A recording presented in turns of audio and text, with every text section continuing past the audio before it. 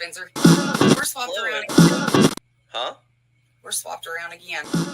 Yep, I know you do it on purpose.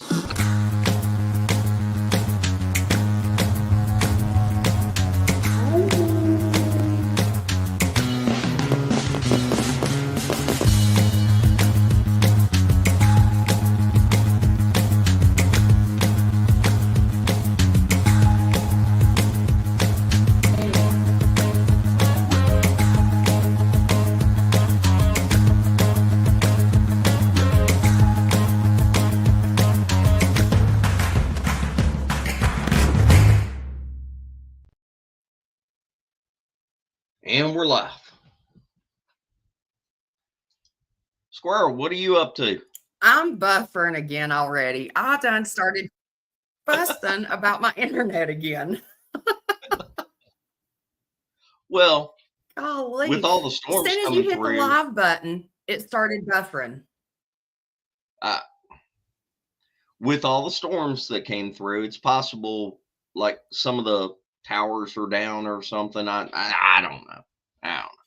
I don't know where Greg is. I can't. He's not texting back.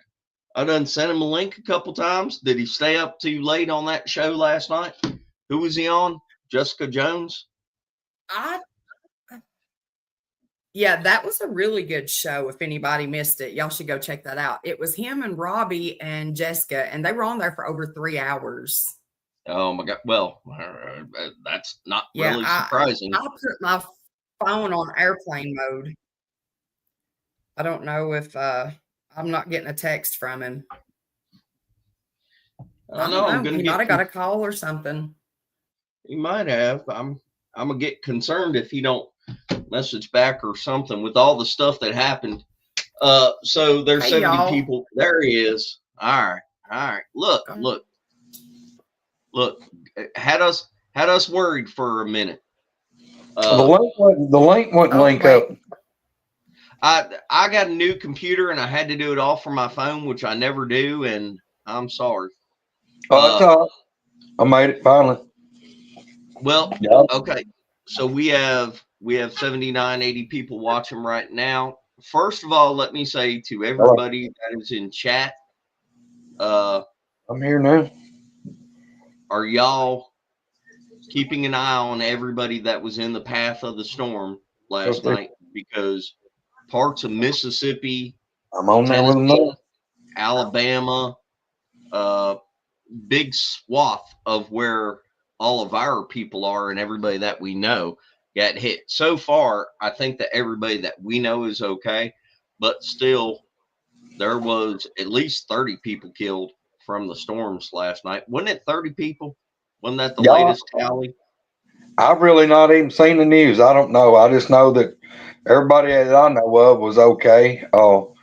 Man, there was one tornado developed right here, kind of in the community I live in. It started right here at Addison, and I don't think it was really on the ground when it went through the Sardis community, but it started, West Point, Jones Chapel, right next to me. It was doing its thing. Yeah. So. Yeah, I know you were, Billy. I'm glad you were keeping everybody contacted with what was going on. But anyway, I guess the point being, there were severe storms last night, and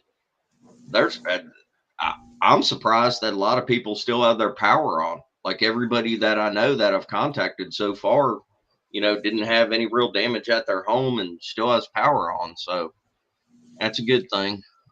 Thank God for that. Gary, I see you're in chat. You feeling better, brother?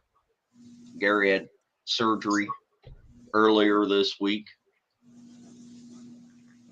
Well, that's one thing we'll give old Gary. He's tough as a dang pine knot, ain't he? Mm-hmm. Yes, he is. Well, anyway, so, all right, getting on with this show. So, the person, where'd Squirrel go? Well, anyway, the person that we got on today, here, I'll go ahead and bring her out. Anyway, this is Lisa, y'all. She lives in Alabama. She's probably roughly an hour, little over an hour away from Greg. Maybe maybe about the same distance from like Mark Green, just to give you a general idea. But anyway, she's lived there all her life, and she's only ever done one other YouTube show, and that was years ago. And you can't really find it per se. But anyway, I started talking to her. What was it, Lisa? About a month ago, something like that. Yeah, something like that. Hey, everybody. And she, whenever I started talking to her, she's had quite a bit of experiences. Y'all, I don't have the photos loaded. Here, look, real quick before we get going. Let me just show you something here that I was just trying to. Crap. Is that the one that I edited? There. She's got some pictures like that. If y'all can see it, she's got more than one. She's got a handful of pictures of stuff that she's experienced, and some of these pictures are better than people that have been doing this hardcore for 50 years. But anyway, so everybody, this is Lisa. Lisa, this is everybody in the Woodwalkers chat. Thank you for doing the show today. I appreciate it. Come on, now it's not. I'm a little bit nervous. I'm not used to talking to a whole lot of people. Don't get locked up. You talk to me. Don't get locked up. See, we're just like we're sitting around the campfire. Now where'd you go? Ain't nobody on here but me. I'm here. You just can't see me. I'm hiding. So they scared. Here's something else. The more I talk to her, and I asked her to do the show, and she graciously agreed. But the more I talk to her, the more I'm like, okay, we can only talk so much on this one subject because you're going to go into this, and then we're going to have a 6 or 8 hour show. So she's going to have to skip over some stuff. We're going to go way down the rabbit hole if she starts just like talking and just going off. You're going to go way down the rabbit hole because she's had some experiences. But anyway, so this is a loaded question, but I don't know how else to start it, Lisa. So my question is, what got her into it? What got her started? Yep, there we go. Okay. I was born up in Huntsville, in Madison County. We lived in Lacey Springs. My dad was stationed at Redstone up there, and we lived in a house up there. And when I tell you this place was haunted, if anybody knew about this place, it would probably be listed right there as one of the most haunted houses in the United States, and that's no joke. To this day, the same stuff is still going on in that house. My brother talked to one of the last owner that I know of, and she told him the same things were going on in that house as when we lived there. But when I was just a little baby, I was attacked in that house, and I think that kind of, it's like you get touched by something, and it's almost like you're marked a little bit. My mom and my brother Michael, those two, they really caught a lot of mess in there. It messed with my dad, and it made him mad. He didn't want to hear it or nothing. But between my mom and my brother Mike, and me being whatever happened to me in there, I think that messed me up a little bit as far as the crazy stuff. But the paranormal things, that's what started off. And then as I got older, the cryptid stuff started coming in, and then it was a mixture of cryptid stuff and then UFO stuff. And it's just been one thing after the other, like a roller coaster ride. I'll be 60 years old next month. So this 60 years worth of insane crap. Well, normally I ask certain questions at the end, but since you kind of led off with this, before we get going into what all you've actually don't look at Roger right off the get-go. Does she have M in her palm, struck by lightning, TH negative blood? Hold on. I've already asked her a lot of this stuff. But since before we get going, if you start out with whenever you were little and you grew up in a haunted house, do you think from the very get-go, to preface before you talking about all the other stuff, do you think, like you said, that you were touched by something that allowed you to be more intuitive and see and experience these things? Do you think it's something that's in your bloodline? And kind of like I've asked you before, were you ever struck by lightning? Did you have a near-death experience? Did you die and were resuscitated? Is there any family history of being psychic or sensitive or empathetic or anything like that? My mom's side of the family. My mom, like those orbs I told you about. Where I see orbs, when my mother would see those, it would be a full-bodied apparition, and I would see the orb, and she was talking about, no, that's that. Look at that man, and I couldn't see the man, but I could see the orb. So probably through her. And then living in that house, it doesn't, it doesn't matter where you go. Every single place has got its things, and it's not so much the house, because brand spanking new houses can be messed up. It's the land. Sure. So it doesn't matter where you go. It's all over, because everywhere you step, you're stepping on something's dust. And you don't know what's happened there or what went on. So it's everywhere. Pretty much every place that we've ever lived has had its little doodads in there. Whenever you first started experiencing stuff in the house that you're talking about, that haunted house, can you, without going 2 hours into just that one section, tell some people some of the stuff that you've told me that you've experienced there, just so they have a rough idea of it? Where I'm at now? No, the one that you grew up in. In Huntsville? Okay. Well, I mean, just like what happened to me in there. Well, I'll go back. There's a lamp that I've got. I told you about the lamp. Yep. My dad went to bed. Mom was in there. She got him all tucked in and stuff, and she walked out because she liked to sit up late reading books. And about 30 minutes, she heard him hollering at her, so she went in there, and he said, "Turn that lamp out." The lamp was over another side of the room in a corner, and so she turned it off. She thought well, heck, when I left out of here, I thought I turned it off. Maybe I didn't. So she turned it off, went back in there, started reading. And then another 30, 45 minutes go by, and he's yelling again, and he's getting irked. And she walks in there. He said, "I thought I told you to turn that light out." And she said, "I did." And she was thinking, well, maybe it's got a short in it. So she clicked it off, but before she walked out of there, she had unplugged it and went back, started reading again. And another 30, 45 minutes later, he's yelling at her, and he's really mad. And she goes in there, and he said, "I thought I told you to turn that damn light out." And she said, "Ed, I did turn it out." And she reaches down. She's got the cord in her hand, but the light is on. Just things like that. And just things like that. Yeah.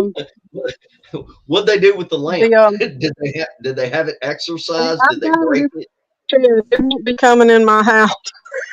It's a beautiful antique lamp. It's there. You don't find them anymore. I mean, I've got 3 of them, but that one it's going to live the rest of its life out in the shed. She told me, whenever she told me about it, she sent me pictures of it. She said it's been out in her damn shed since she got it from her parents, and she won't bring it in the house. I don't blame her. My lot not unless I can immerse it in some holy salt and dab a little bit of holy oil on it, and no. Excuse me. You got to watch what you bring in, antique wise and things like that. I love antiques. Don't get me wrong. I mean, a sucker for a big old wall clock or something like that. But it's just like that lamp. You got to really be careful sometimes because stuff gets attached to things. That is very, very true. You don't know what you're bringing in your house. Mm-mm. Yeah. A friend of mine, his mother passed away, and she had a roll-up desk, and she had left it to her best friend. So the lady came and picked it up the next day, and she woke up that night, and she heard all this commotion. She walked in her living room. That desk was bouncing from side to side and jiggling the roll top thing. It wasn't opening, but it was just jiggling, rattling. And she called her son, and it never stopped. The whole time they were dragging it out into the yard. It was just crazy mess. And he went and got an axe, and she had a sledgehammer. They tore it to splinters. And she told him, she said, take this to the dump in the morning. So he loads the crap up in the back of his truck. And on the way to the dump, he had a blowout in one of his tires. So, yeah, you got to be careful. That almost makes Yeah. me wonder, though, if there was something hidden in that desk that you guys were supposed to look for. Well, if they busted it up like that, she would have been able to find it. But you'd think, oh, yeah, golly.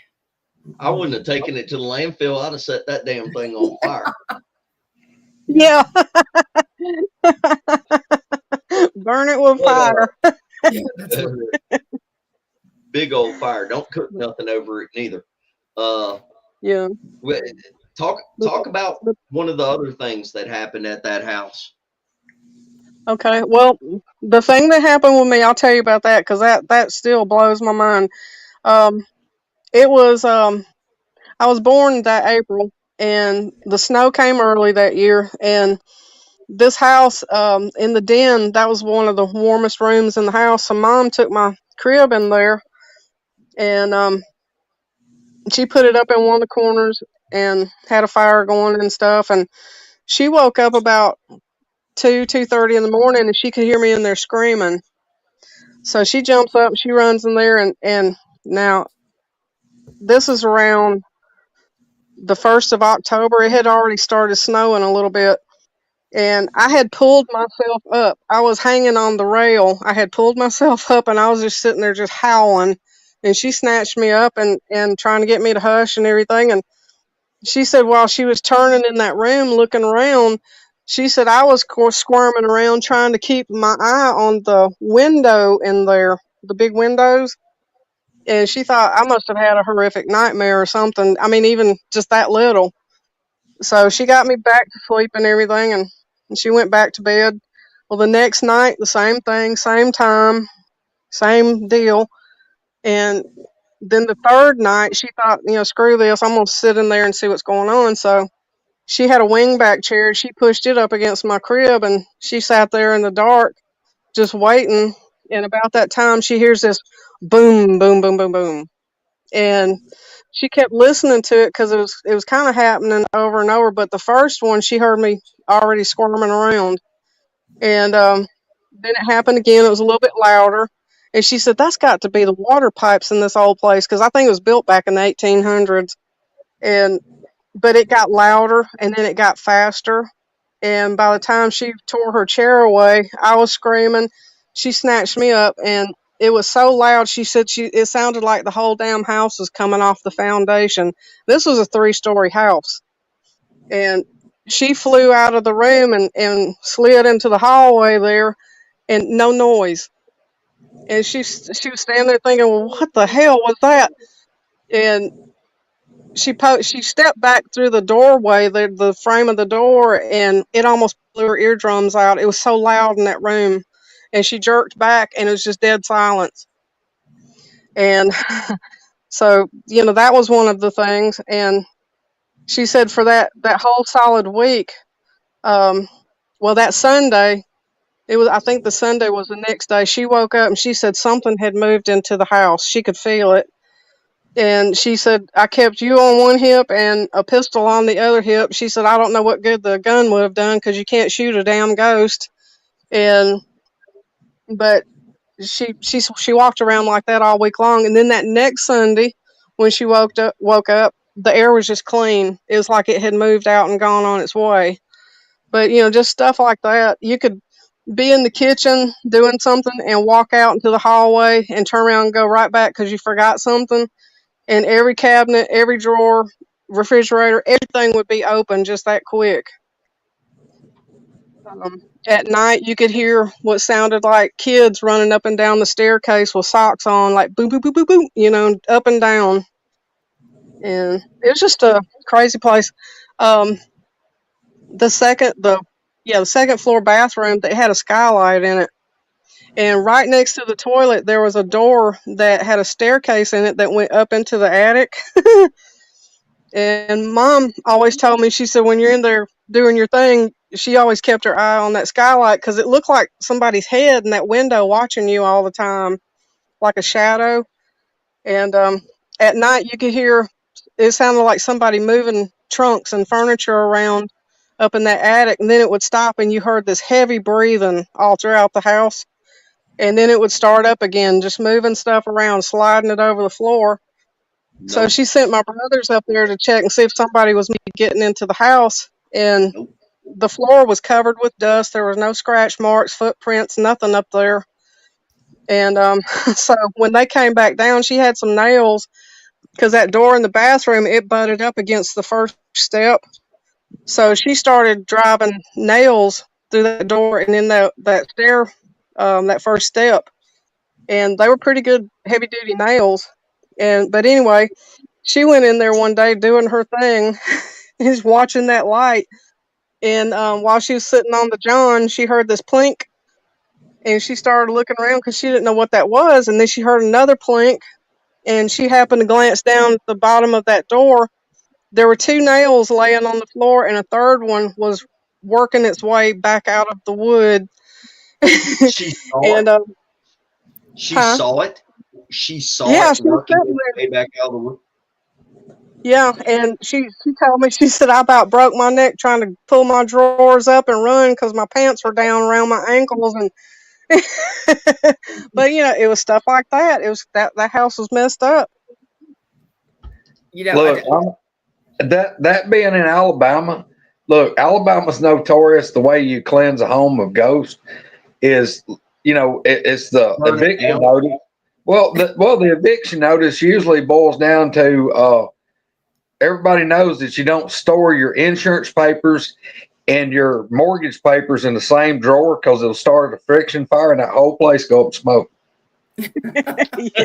Yeah. Well, it's so funny that she said that because there again, our families experienced something almost identical to that, except the thump that they were hearing was a couch that kept flipping over up in the attic. And they'd go up and there'd be dust everywhere and little kids' footprints in the dust, and the couch flipped over and they would hear feet just and then they'd hear a couch flip over. Not where I'm living. No. I know. The people I love that think this lady. I'm telling you, I'm loving her stuff. Look, I'm not doubting nothing, but I'm telling you, 100%. I'd went and got 100 pounds of salt. I'd made a ring around that whole damn place. I'd washed it with gas and dried it with a lighter. Right. They'd watch the blinds come up. Nobody'd be in the house. They would be like out in the yard, and they would watch the blinds just pull, the curtains open, everything up in the attic. Hold up, Squirrel. Yeah. She's got a thing that we're not going to talk about on here today, Lisa, because we will go down the rabbit hole, and we are not spending 3 hours on this one thing. She's got a thing that's very similar to something that you had happen, and all I'm saying is y'all two get together and talk about it. If you want to compare notes on like seeing ghosts and demons and spooky stuff and all that kind of shit, that's up to y'all. I like hearing it once, but I don't like thinking about it. So, Misty, you realize you know what I started telling you about yesterday? When my mom was getting sick, and that's what I did to our house because I was dumb. I didn't know better, and I had read some stuff, but I didn't do a full deep dive into it, and I screwed everything up.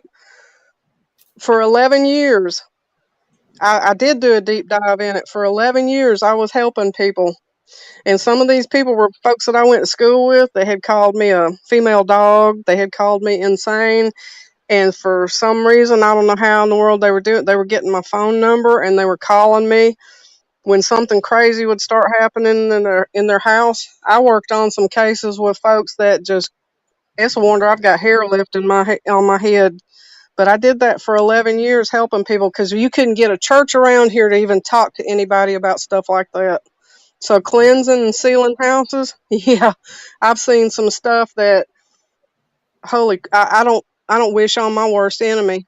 And then I've seen What some things that would literally take you to your knees crying because they were so beautiful. Yeah. what Yep. if without we can't go down this road right now. We got to get some of the main stuff covered. That's But what I No, was we got gonna there's say. categories, so you pick a category. Well, You should have known if there was going to be a show that you should have like had me miss. It should have been this one. I Misty, know because night Squirrel is going owls. to get going. Night owls. We got to have night owls. We'll get it Yeah, on there. Ask her to come on Night Owls and talk for about all the sure. spook stuff. But hold on, before we start some of the other stuff though, Okay. what you just brought up, I think it's a relevant point because there are a lot of people that will watch our stuff that are into the more of the supernatural aspect and everything. So just real briefly, what are some things that in your experience that you think actually works for cleansing a house, and do you think it would work to get rid of like boogers and dogmen and all that kind of stuff? But what are some of the things that people can do? Do you have anything you can say about that to help them like get rid of ghosts, spooks, curses, anything like that? Now, in my experience, when I was helping people, I had a list of questions, and it was just between me and them. It was private. But the list of questions, one of them was, if you're doing something that you should not be doing, you need to stop. And if you can't stop, I'm not helping you because that stuff can blow back on you. But that was one of the main things. If you're doing something Well, in your house that you know you shouldn't be doing, Ouija boards and all that crap oh, that okay. opens those doors and cracks them open, or So like you're seeing somebody on the side, pineapple on huh? a pizza, Yeah, pineapple on a ketchup on that, Upside peanut down butter. pineapple on the porch. yeah. That If you've got some kind of kink thing and you're hooking up battery cables and peanut butter, you need to stop doing that. yeah, Mhm. I'm a potato. Yeah, um, you need to stop. Um, because you can. It's just like the Bible says. You can go in and clean something out, and you'll run it out, but the thing keeps coming and checking back on you. And if it finds, you can have your house all crossed up and all the Bibles laying out and everywhere. You can be spreading scriptures and stuff like that, but it'll keep checking on you. And I've seen this. And when it finds out that you've done slid again, and it's just like that book says, it'll bring 7 or more, just like itself or worse. And then you'll be This in worse shape than you ever were. this is Um, why Greg's man cave constantly has shit going on because he's always up in there making messed up barbecue with white sauce. Oh my God! Now, hey, look, I'm gonna tell you a fact.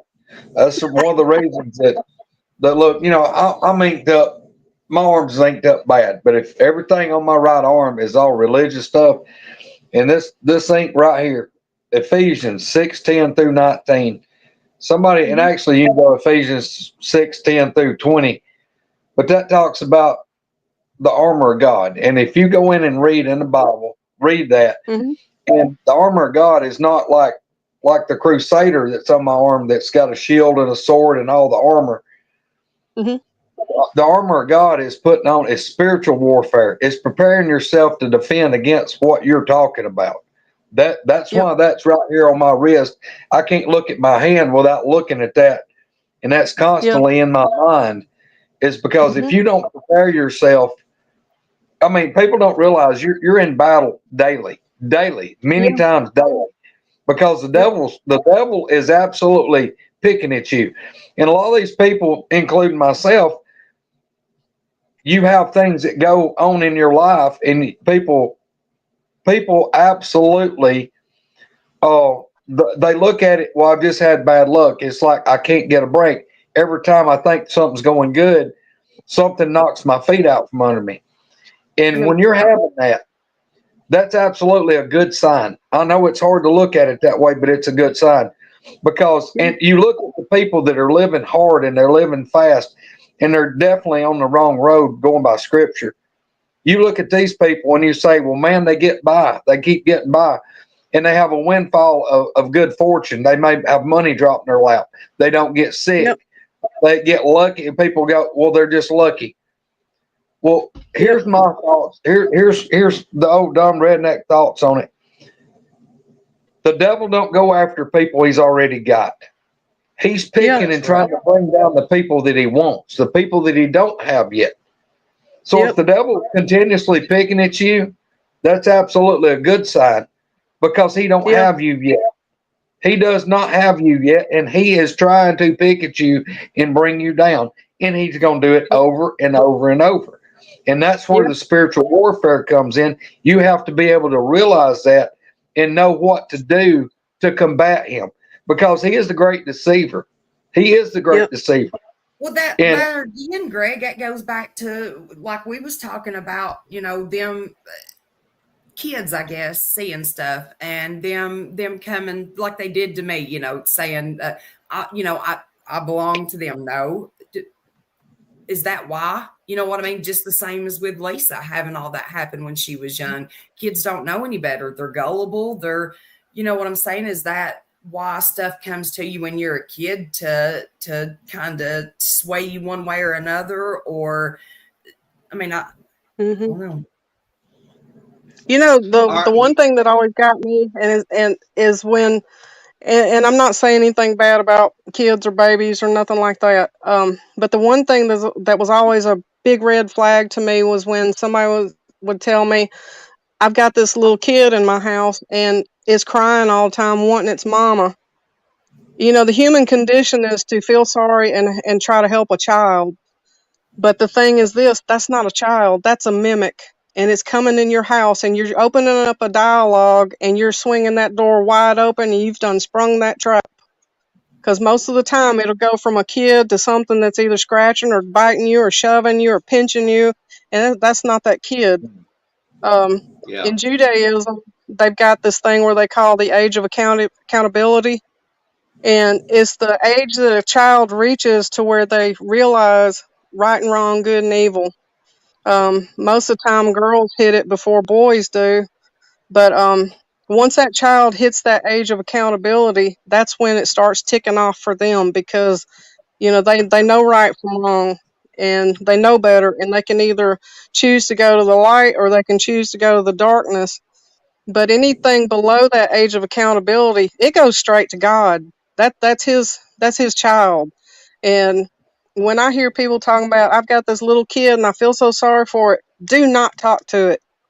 Don't fall for that trap, because it is so nasty. It's so subtle. The crap that starts ticking on after that. It can ramp up to be something really, really nasty. That happens a lot in people's houses. Well, the thing is, my opinion, what people need to look for, don't never doubt what the devil could use against you. The devil can use everyday occurrences. The devil can use car wrecks. He can use any kind of bad thing that you can happen. You can equate up to that. Up to the devil can turn family against you. He can turn friends against you. He can put all kind of obstacles in your way, and he can absolutely use pretty much anything to attack you. And it's being able to realize and to have the faith when you have something bad happen. You've got to look for the connection. And a lot of people don't do that. They chalk it up as bad, misfortune.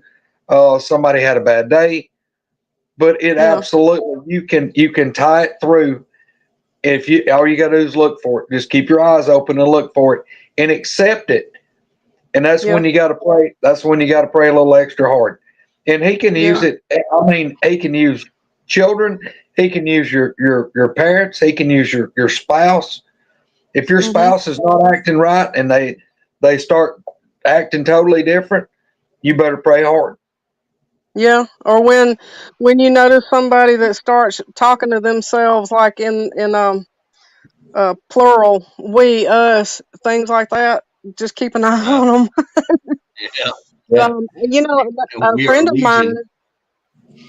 yeah, a friend of mine brought up a good thing, and this is his theory on like Dogman, Bigfoot. Um, you know, people can see stuff like that outside in their yard or in their woods or where you know where they go, and then they talk about these things are showing up in their house. Well, their house has already got a little bit of paranormal stuff going on in it anyway. But my friend Ricky told me, he said, what if, you know, what you're seeing outside, it scares you so damn bad. And then all of a sudden, a week or two later, you know, there's a Bigfoot standing in your room or a dog man standing at the foot of your bed. He said, do you not think that whatever's in your house that's scaring the hell out of you is not going to mimic what scared you outside to make you feel more terror? And I told him, I said, that makes a good point. I said, because that would be about right. So, you know, folks talking about these things showing up and they've already living in a haunted house. What would scare you more to know that that thing that was outside has actually come inside your house? You know? Yeah. Absolutely, feeding off of fear. Feeding off of fear. Yeah. That's All right. Yep. Hold on. We got to put this train back on the tracks now. We've been going 40 minutes. I knew we would get derailed. If she started going down this line. brother. But We it's don't have relevant. rail. It's We don't relevant. have.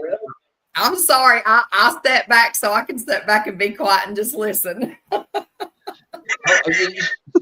We're going to talk about Dogman here and boogers. Okay. So we can get on to the other stuff later at a different time. We got to cover it in sections, y'all. All right. So, Elisa, the way I started talking to you was about the Bigfoot subject. Mhm. So, the first thing I asked you was, you know, tell me what you know about boogers. How did you get into it and everything? Will you please start at the beginning of like your very first thing dealing with boogers? Okay. When I was about 5 years old, my mother built a cabin down on the river, the Alabama River. She was a freaking genius. Um, she and I on the weekends in the summer and when on the weekends when I was out of school and stuff, we would sit down there on our pier that my dad built. We'd be out there sometimes 4 or 5 o'clock in the morning fishing, and all up and down that river after about 12 o'clock at night, you'd start hearing these whoops and calls and howls and things like that. And my mom, she would look at me. She said, "Do you hear that?" I said, "Yeah." And she said, "Do you know what that is?" I said, "Uh-uh." She said, "Well, it's sure as hell not a gorilla, because you would hear that. It sounded kind of like the gorillas, you know, like with that ooh, ooh, ooh, and then it would end up with a big hoo, you know, howling type stuff." She said that's not a monkey, that's not a gorilla. She said, "But I've heard that before," and that was like a common thing on the weekends and summers when we would be up that late. Um, so that gave me a taste of there's something else out into the woods. And then later on, when we moved to another place, we had 5 acres of land, and it butted down into these woods. When I was about 7 years old,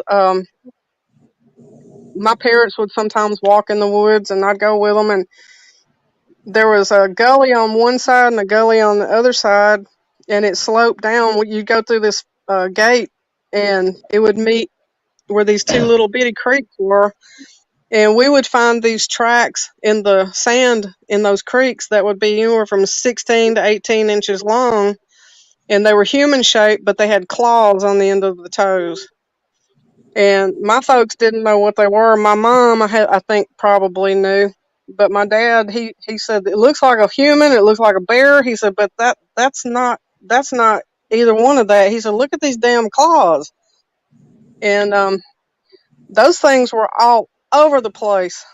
But back in those days, I was 10 foot tall and bulletproof, and I would go down in those woods and I'd walk all day. And sometimes I'd be miles away from the house in those woods, and it didn't bother me at all.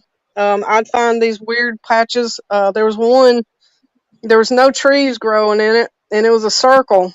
And if you walked up inside that circle, all the sound one way. There were no birds, no crickets, and it felt like pressure on you, but nothing grew in that circle. I found so many crazy stuff out in the woods. It wasn't funny. But I would go How camping. Huh? how big was that circle? Like a witch's circle, or spots in the woods? It's not really a witch's circle. I mean, a lot of times witches will draw it or pour salt and actually make a circle, but it's commonly Um, referred to as witch's circle where nothing will grow in that spot. How big was it? um, if I remember right, it was probably in diameter, maybe 15 feet, maybe a little bit more. Um, but it was just a perfect circle. It's just nothing but sand, no grass, no weeds, nothing growing in it. It was almost like it was manicured because it was you'd never find leaves or anything in it. Okay, But sorry. after the first few times, I kind of steered clear of it because I'm by myself and nobody'd ever find me again. But Yeah. my folks sometimes they get into, I'll just say, arguments, and I would grab my dad's old sleeping bag. My dad fought World War II, Korea, and Vietnam, and I had his down sleeping bag. I'd grab it, flashlight, and my mom's rifle, and I'd go to the woods and build me a lean-to and start a fire. I was 7 years old, and I'd spend the night down there, and nothing ever bothered me down there. Nothing tried to scare me.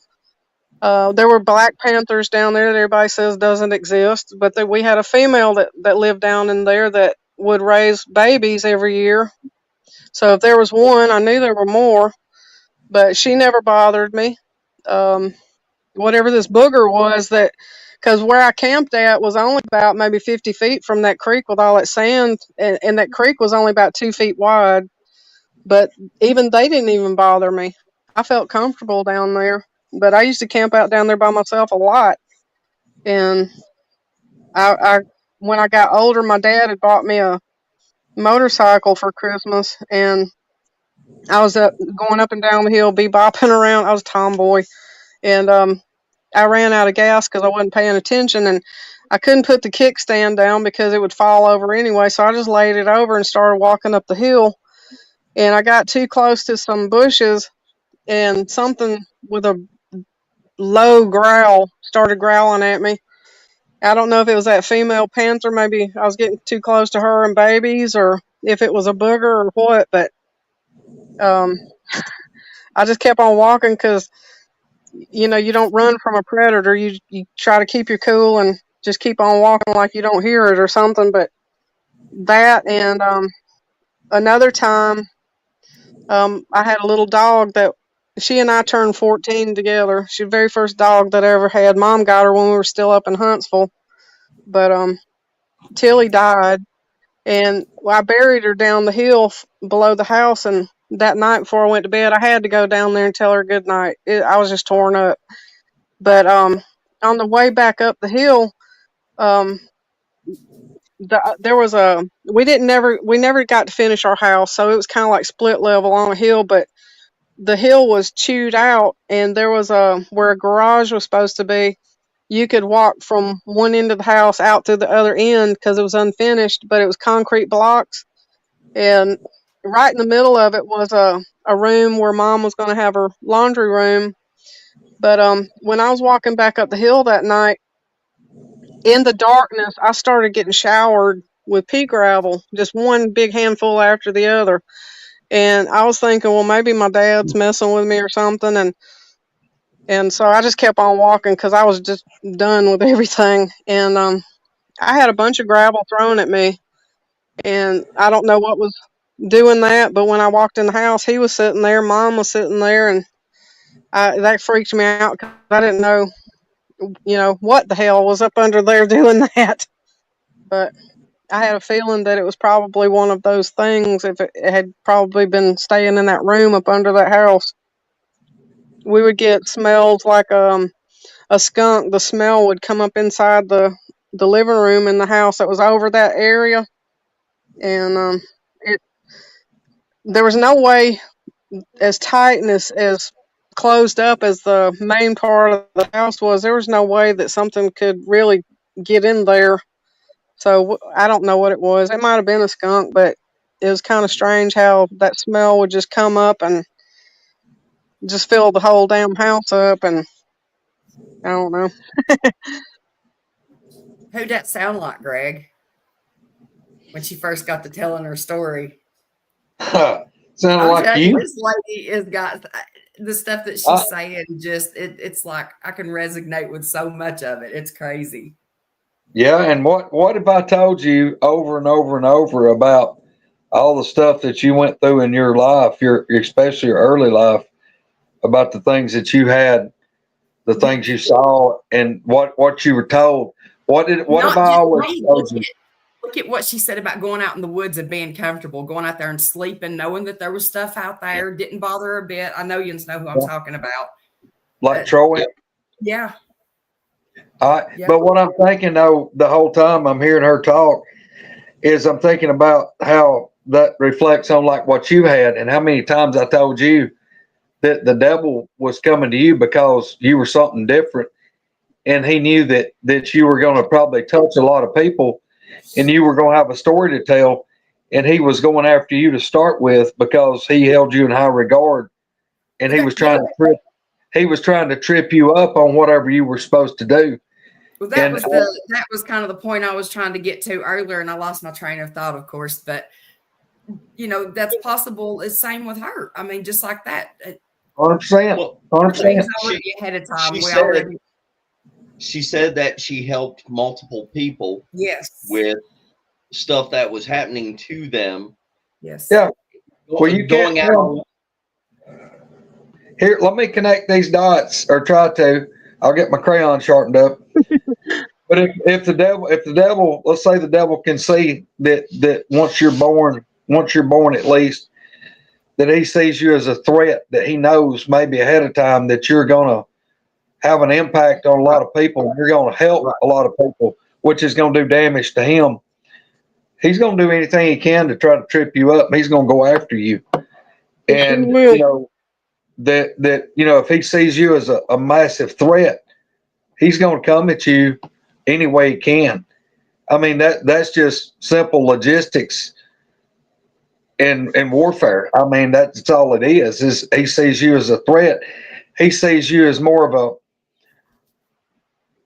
as a danger to him, and that actually that the Lord, let's say the Lord's got something special for a person, you're going to be more of a threat to him and what he's trying to do. So he's going to have an extra reason to come at you. And that to me, that's the reason a lot of people go through a lot of stuff that other people don't. And it's how it's basically you're being tested. I mean, go back and read about Job, reading the Bible at what all Job went through. And that was just absolutely a test. That was basically the devil telling God that he could sway anybody. And God told him, said, you may, but you won't sway Job. Oh, yes, I will. I'll sway him. I'll turn him. I'll make him curse your name. And read about Job, everything that Job had, and he lost it in an instant. The Lord told him, he said, okay, you try. You won't win. And the devil, in all of his thoughts and all of his self-greatness, he threw everything he could at Job. I mean, he took away flocks, some of the biggest flocks of camels, of sheep, goats. I mean, he even took away his herders, the people that worked for him. All of Job's family was wiped out. The house basically crushed them, fell in on them. Job had nobody. Even his friends mocked him. They banished him because they saw what he was going through, and they didn't want to be a part of it. But Job was. People will do that. They'll call you every name in the book. They'll spit at you. Yes. And these are like people that sit in church every Sunday, And Mhm. I've had people tell me, you're trash. You're crazy as hell. You're Yeah. a female dog. And these people, they sit in church every week, and then they tell me that I'm all this stuff. I know I'm rough. I'm rough as hell. I'm an uncut gemstone. I'm rough, and I cuss, I smoke, I mean, but I believe, and I'm serious. Yeah. I'm a hardcore believer. I've seen Yeah. so too much stuff to tell me that this stuff is definitely real. Both my parents had had near death experiences. Mom's was incredible. My dad's was horrific, and people, they laugh at it. It kills me when I see somebody laughing about it. I'm like, if you could just see.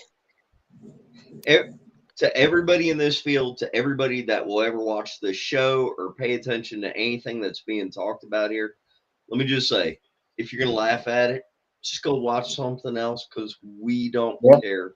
We don't care. Yeah. We And we know that the shit is real. You can laugh at it all you want. If you can go out and you get people like this that are willing to talk about their experiences, if you just laugh at them, you're ignoring it, and you're ignoring it at your own risk because yeah. they are trying to tell you what they have actually experienced. Yep. Let me tell you about one thing that happened, and this was one of those things where I mean, I started squalling like a baby.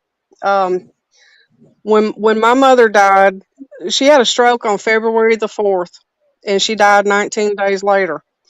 One of my best friends, she's an older lady, she kind of stepped in, started talking to me and everything, and getting me to come to her house because I was backed up in a shell. I didn't want to come out. I didn't want to do anything. I didn't talk to anybody, nothing. And she started getting me to come over to her house and helping her with things. She had a little goldfish pond. I'd clean it out. She had 2 greenhouses. I'd help her with that. Just talking and getting me to try to take my mind off of it. And Right. so all that whole year, um, everything was going good. And I ended up working. Somebody went on vacation. I was working 16 hours a day. I was on shift working 16 a day. And then all of a sudden, her son calls me up and he said, "Hey," he said, "I don't know if you know it or not, but Mama's been in the hospital for a week and she's been asking for you." And he said, "I just didn't know if you knew she was in the hospital." Well, I was floored because I had not heard. Nobody had called and told me. And so the next day, I went and I stopped to visit a friend because ICU, you got visiting hours. And so I stopped to visit another friend that was in there, and he and I were talking. And I told Charles, I said, "I got to go. I got to run up here and see my friend Sue." And when I got up there, the nurse at the desk told me, she said, "Visiting hours are over with." I said, "What do you mean?" I said, "It's just 8 o'clock." She said, "No." I said, "Well, the clock downstairs said 8 o'clock." She said, "The clock has been broken for a while." And I looked up and it was almost 9:30. And she told me, she said, "But I tell you what," she said, "you're on the list for family." And she said, "You can go in and see her." She said, "It'll be all right." She said, "But I've got to tell you, I've got to warn you." Now, she crashed this morning at 4 a.m. And she said, "When you walk in there, she's not there anymore. We're waiting for her family to get here and they're going to unplug her." She said, she's not here. There's no brain activity since 4 a.m. this morning. She is gone." And I was like, "Oh my God." And so I walk in there and she's laying there. She's just as white as a sheet, cold as ice. And I'm just looking at her. And on the other side of the room was another bed. There was a lady in there, and she had 2 women that were standing there visiting her. And so something kept telling me, "You need to pray for her. You need to pray for her. Go ahead, do it now." And so I got on my knees. All 3 of these women showed up. They quit talking. It's funny, but it's not funny. But I started praying, and I asked God to tie up the spirits of chaos, disease, death, illness, all that stuff, and to send them back to where they came from, and to block the strong men in the heavenlies, and all that stuff. Well, the whole time I'm praying, and I also did they say you don't do it, but the sinner's prayer, I did it for me and her, because I know that when you go into something like that, you got to go in there clean. So I asked for forgiveness of sins and on her behalf too. And that's when I went into that other prayer.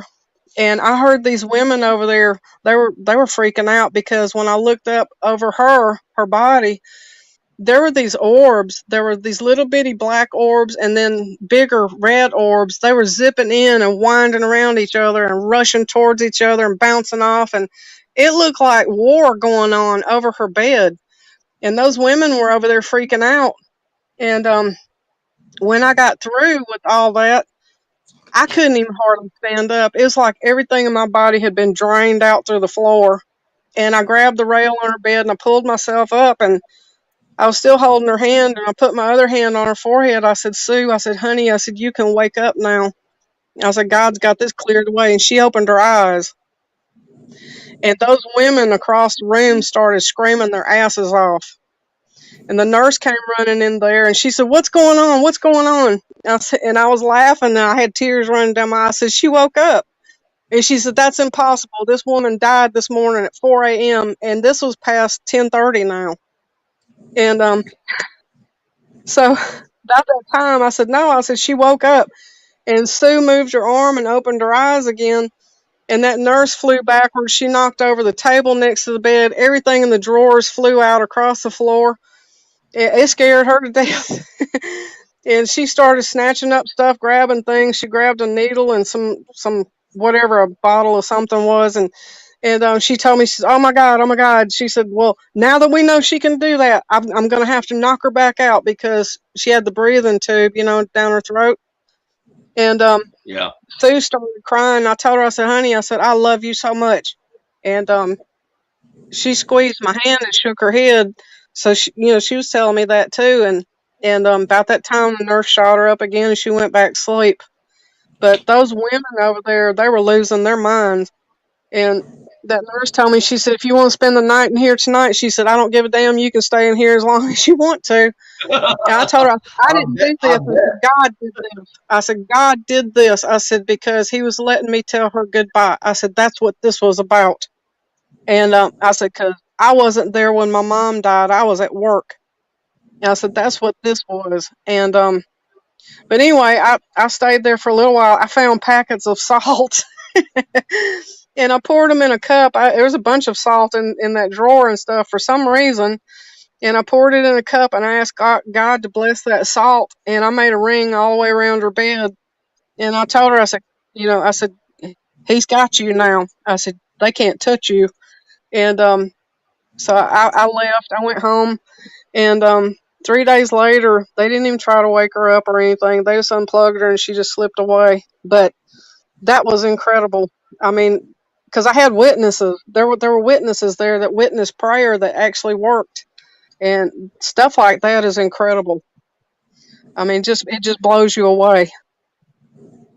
But there was another time, that church that I was working with for a little while, we had an elderly woman. She was 82 years old, a little bitty stick, and she had begun to growl at people. She was slapping people and cussing them and barking like a dog, crawling on the floor and stuff. And they brought her in, and we were, huh? That'll be Misty. Give it 20 years. 20 years, that's Misty.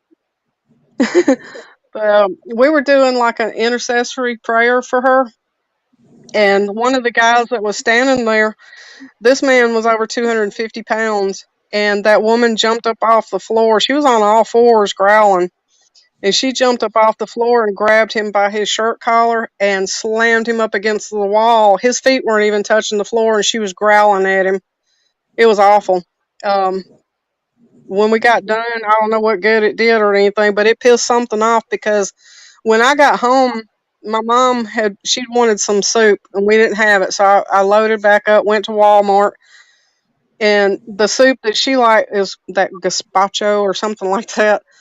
And it was down on the bottom shelf, and I didn't see it. So I got down on my hands and knees, and there were a few cans of it left. So I was reaching back there, and before I had bent down to reach back there, I saw this woman come around the corner at the other end of the aisle. It was just me and her, and she was dressed nice, pretty lady, long, shoulder length, brown, curly kind of hair, and she was walking so fast, and when she stopped right in front of my knees, and I'm like, what the heck? And when I looked up, she had bent down, and I was looking her straight in the eyes. I mean, we were like face to face. Her eyes were solid black, and she told me, she said, we're watching you. And I didn't break eye contact with her. I stood straight up, and it was almost like something coming over you to, like, buck you up, to hold you. And it is like you're not even talking. But I told her, I said, you and your kind can watch me all you want.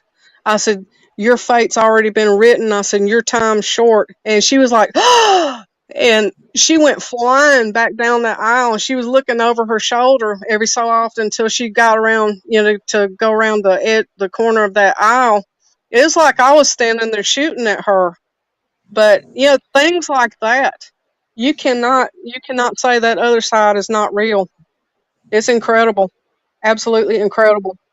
And like I said, I'm a rough little shithead.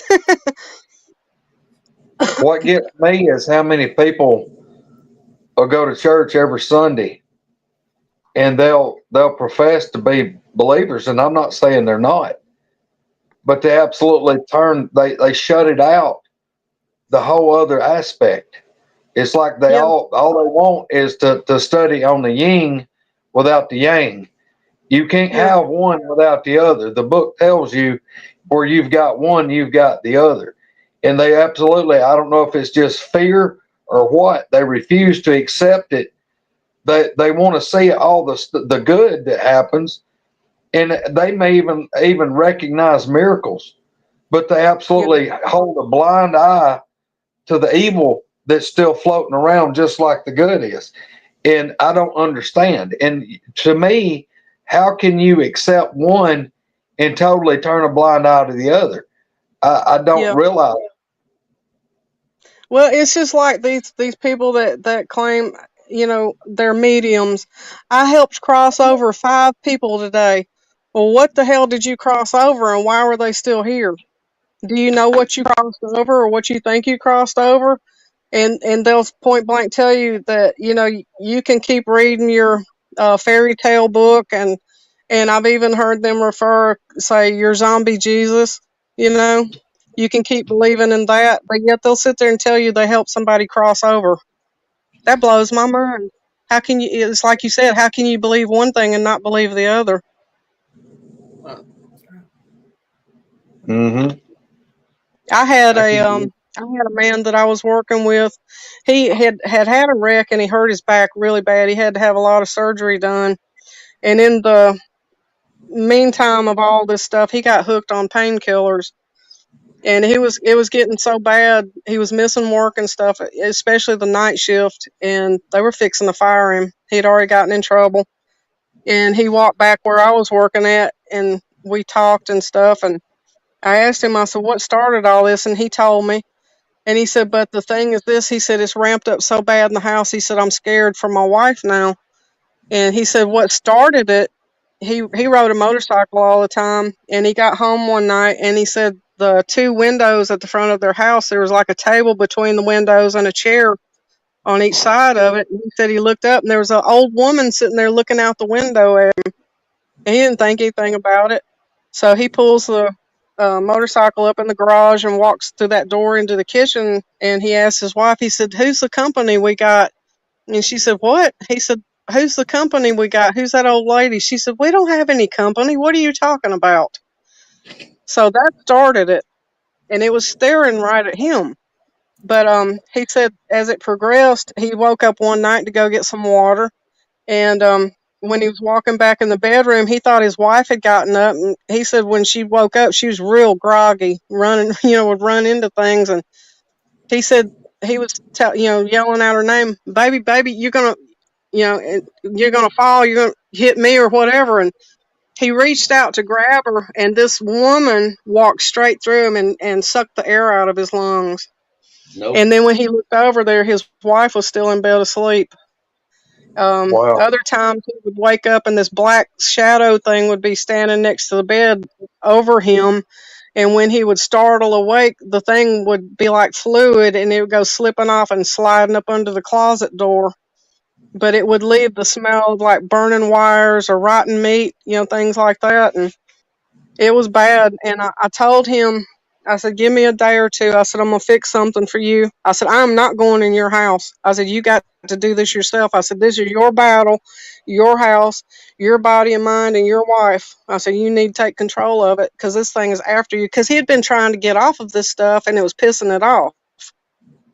And so the night that I got some salt and I asked God to bless it because, in the Bible they call it your creature salt.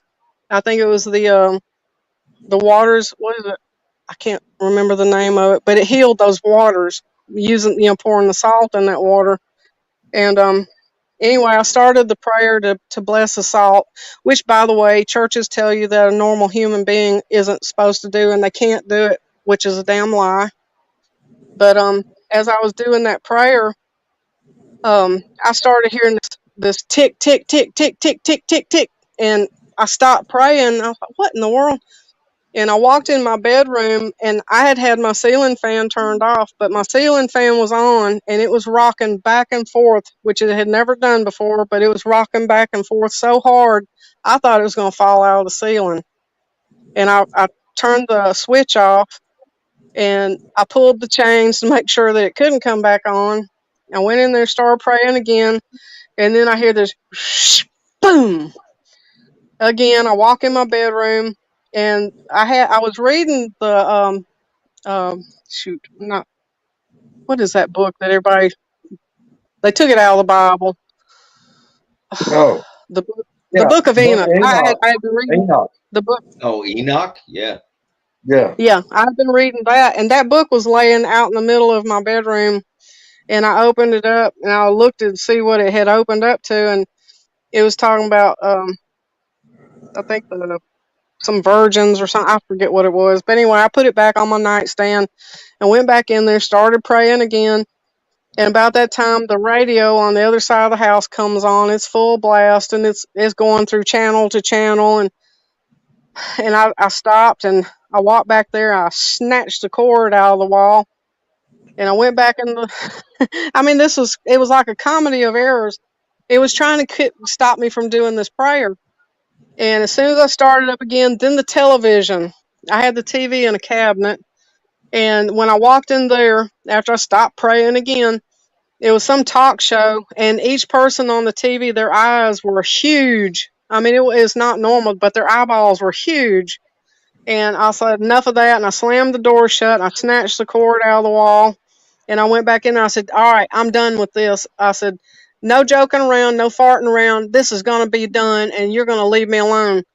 And I started praying. The radio blipped up again, which I had unplugged.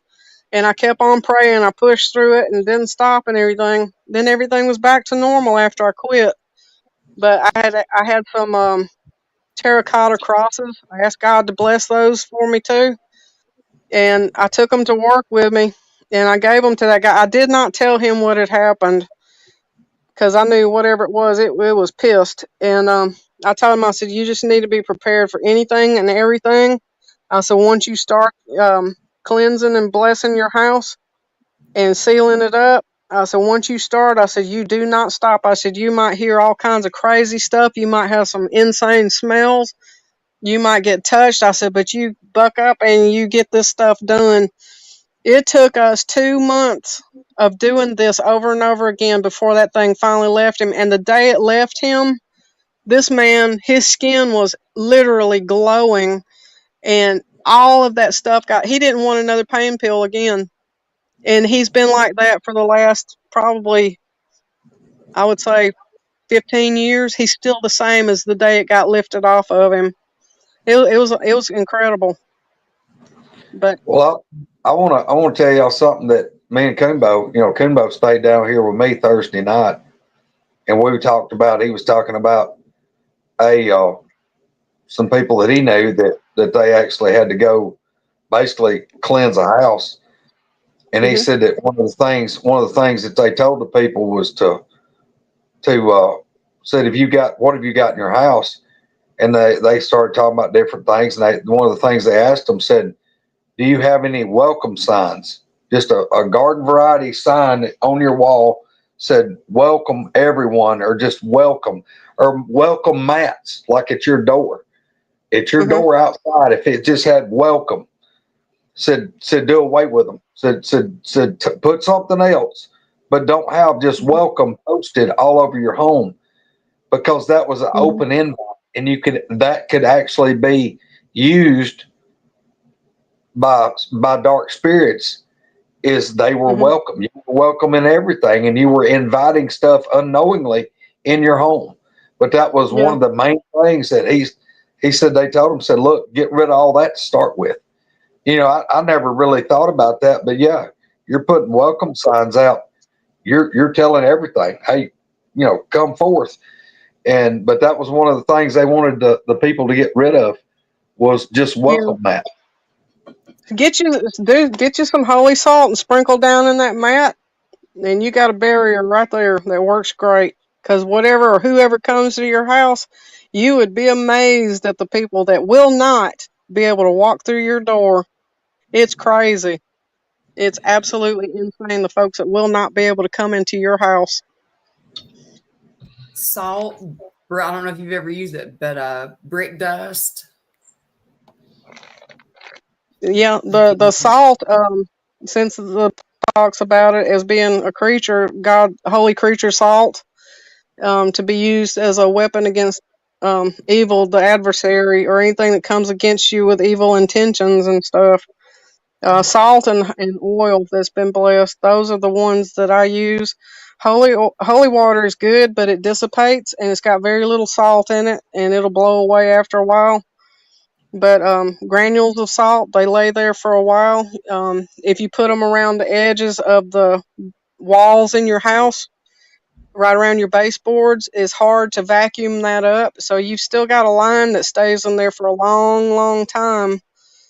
But never, ever cleanse and seal a house at nighttime. That brings all kinds of bad things, and it's the stuff that can happen is not something that you want to go through. To always do it in the daytime. Never do it at night. But you go in a house that you're going to cleanse and seal. You open up all the doors and windows that you can get open. Yes. Open up all your closets, drawers, cabinets. You start upstairs. If you can get into the attic, start up there and go around. Or if you can't walk up in there, just sling the salt around and pray for God to make everything leave. You're not wanted here. This is my house. You have no business here. Get out. And you're asking God to do this. And as soon as you get through with that, shut the attic door, move to the very back bedroom and work your way up. Go around the edges of the walls and in the closet, and sprinkle some of that salt in there. And when you get through with the room, I always take a little bit of that oil and make a little tiny cross across the top of that window, and then I shut the window and I walk out of there and I shut that bedroom door. It's like you're herding everything up to where the doors are, and in the main part of the house where you go in and out. And when you get through with all of that, then you can work on the back door or the front door, whichever one, and that gets your house all sealed up. And then if you want to, you go out in your yard and make a perimeter around your yard, but you're pushing everything out and you're running out of your house. And sometimes the things that happen while you're doing that, it'll scare the hell out of you. But it's like I tell everybody, stomp your foot, draw a line in that sand, and get her done. If you've got a strong one in there, because they do have military rank type things, if you got a strong one, it's going to piss it off. Maybe nothing will ever happen, but sometimes it does. And if it's a really strong one, it's going to try to hang in there for a little while. But those lesser ones, it's going to blow them right out of your house, as long as you're not doing something you shouldn't be doing. But I had a White woman sauce. that was, huh? White I'm sauce. sorry. Alabama white sauce. Carry on. Sorry. The power of the white sauce. It's impure and it invites in bad things. Oh my God. Yeah. Oh, But as far as like sage, people, it's like, well, whatever you believe. Every place that I've been to that has been severely messed up, people talk about burning sage. All they've done is put a smell in their house. It's not until you get that blessed stuff in there. And I am not Catholic. I do not promote that mess at all. I'm not. Um, I'm me. And I'm a believer, and that's it.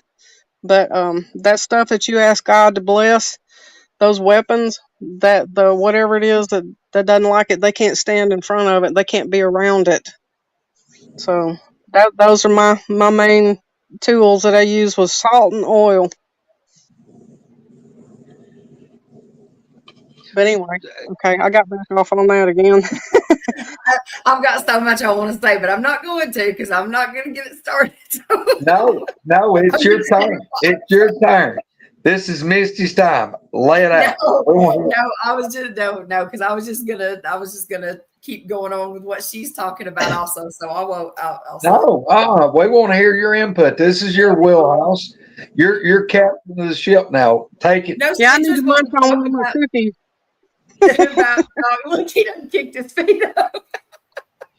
Carry on. No, It's on you, Squirrel. I agree with her 100%. I burn sage. I burn all kinds of herbs, but I use oils. I use Spencer, shut up. Okay, I'm done.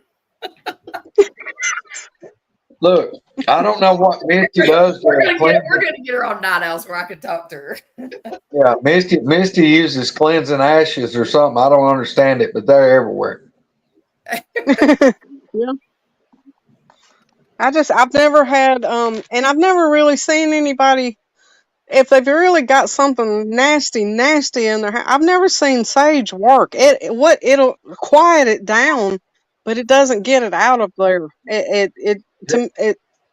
I don't smell stuff like normal. My nose has been busted, my face has been busted, so I don't smell stuff like other people do. And sage, when you burn it, to me, it smells like cow crap on fire. On a serious note, and I'm not trying to offend anybody. I mean, all of us are Christian. We all believe in God. You were just saying about like, and there is a lot of theology in like Catholicism that it takes a priest to bless and make holy water, or Yeah. blessed oils or salts, any of that. Don't you think though? I'm just putting this out there for everybody. If you believe in the sage, if you come from some kind of background where that's what was used for it, if you believe in the sage, the belief part being the power. I'm just speaking from my experiences. That's my Right. experiences. Whatever your thing is, whatever you believe, if it works for you, then you go right on with it. But in my experience, and it's just me, in my experience, and for 11 years, that's what worked for me, and it worked for the people that I was working with, and that's just me.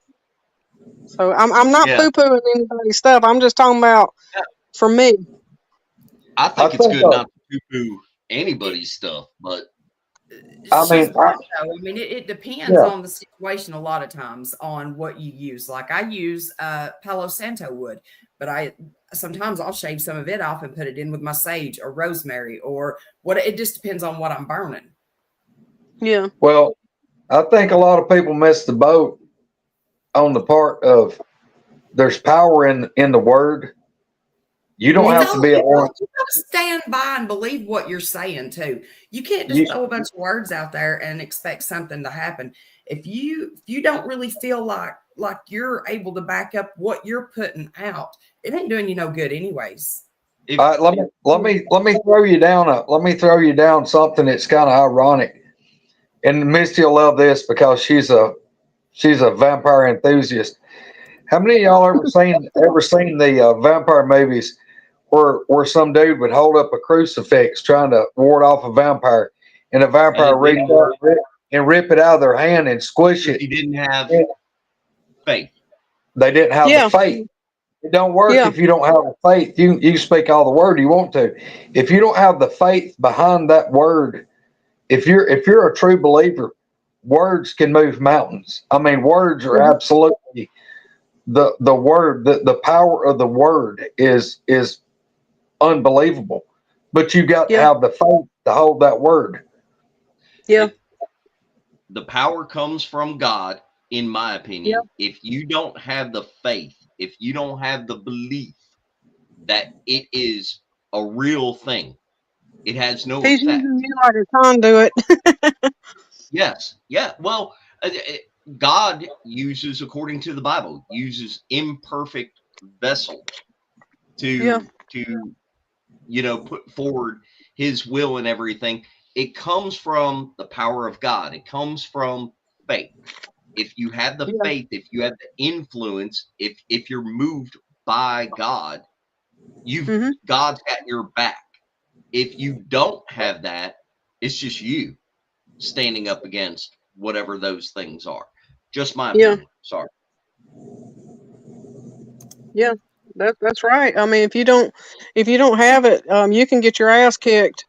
I've had my house torn up twice. One was by a witch that I was dealing with. Another one was by a something. It just tore my house up while I was at work one night. It wasn't an intruder. But what I had been doing was writing down all the stories that my mom told me when she was growing up and all the weird things that she had happening to her. And I had that in a folder in my middle bedroom. And I had started writing out some of the paranormal stuff in my family, growing up and everything. But I had all of my mother's stuff in a yellow folder. And when I came home from work that night, there were giblets of paper in the floor, just all over the place. And it scared me. I got my gun. I was checking the house out and everything. And then I went and got a camera and I was taking pictures of it. And back in those days, you had to have them developed. And right there in the doorway, in front of me on the floor, there was a little blue white orb. And then in front of the doorway, there was a basketball size orb. And leaning into the door about 2 feet tall, you can see the arm of this black thing that was hanging, like looking in the doorway. And I realized the giblets of paper because I saw some yellow, and I looked at it, and there was that damn folder I had been writing up all my mom's experiences in. And I ran in, and the bedroom door was shut. But when I looked in, that folder was gone out of that bedroom. So it had taken that folder of her stuff that I had written down and had torn it to smithereens in the living room floor. When I walked in, that'd be the first thing I saw. So it's things are out there. But anyway, paranormal stuff. How about that? So whenever I titled the show like Cryptids and Supernatural, didn't know we were going to go an hour and a half on Supernatural. Hey, by the way, if Troy Allen is still in here, Troy, public service announcement to everybody. Troy got on my ass on the phone yesterday, and I made a mistake, but he made a really good point. Two things. Apparently, I've quoted some stuff and said I thought it was Kumbo that told me, and it was Troy. So I have to say that. I have to say that publicly, so he'll leave me alone on that. I don't know what it was that I quoted as Kumbo. That was Troy, but I'll take his word for it. And the other thing is, Troy made a really good point dealing with boogers.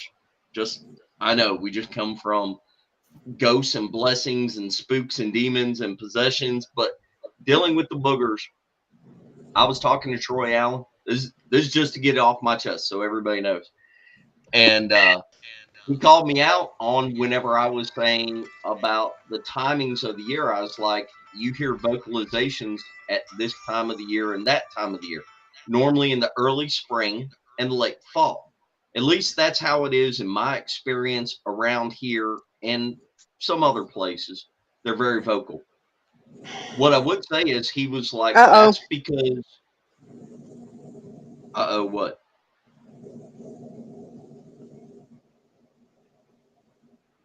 You there? Ma'am, Yeah, you remember what I told you about when I'm trying to do something and everybody starts calling? Of My course. sister just tried to call, and now you sound like you're down in the bottom of a tube again. Well, last time we said it's something in your phone. It's like going to voicemail or something, and it'll go back to normal here in 1 minute. Oh, they got But Lisa. Hey, and if it doesn't go back to normal, just get off and come back on. All right, let me try that. I'm sorry. Okay. No, it's No, fine. you're fine. Everybody's dying to hear the rest of your stuff, so just get I off and did come back hear on. something. I wasn't going to say anything. I thought maybe it was me because JR's carrying groceries in, but no, I heard something. Yesterday we did a test run on StreamYard to see if it would work because she had problems with it. And whenever somebody called, it took like 2 or 3 minutes for it to go back to normal. She can't really hear. So she's getting off and getting back in. On the Troy Allen thing, he made a very good point. I was assuming that could be related to mating season and whenever they give birth.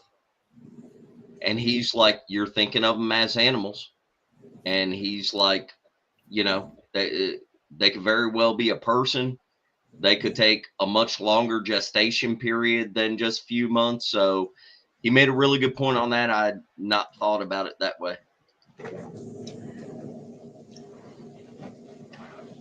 Let's see if she loads back up. Okay, there you are. All right. Can you hear us? Yeah. I don't know why it does that.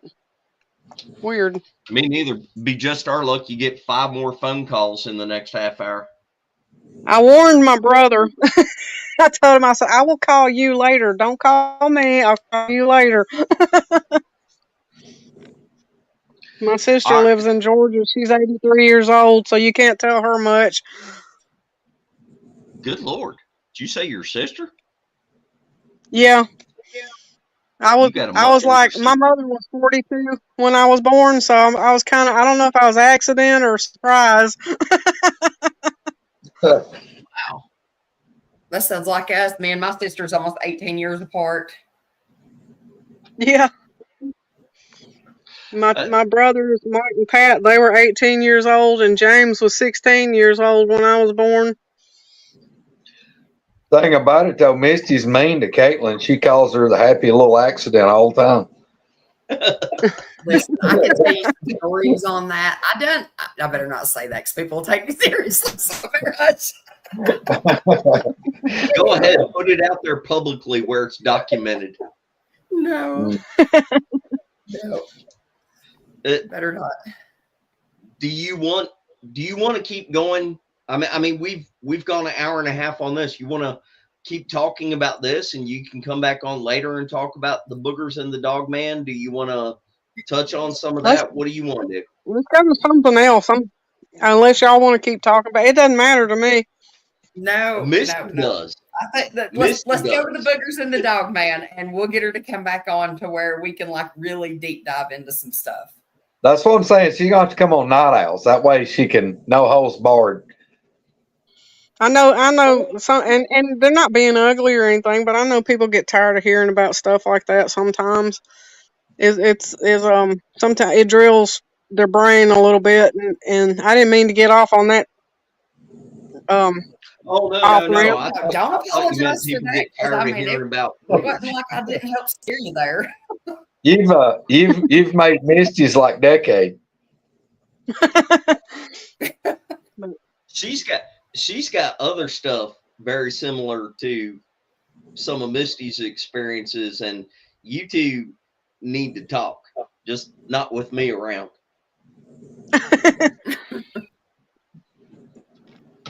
As long as she Well, doesn't think I'm okay. crazy as hell. A lot of people think I'm crazy.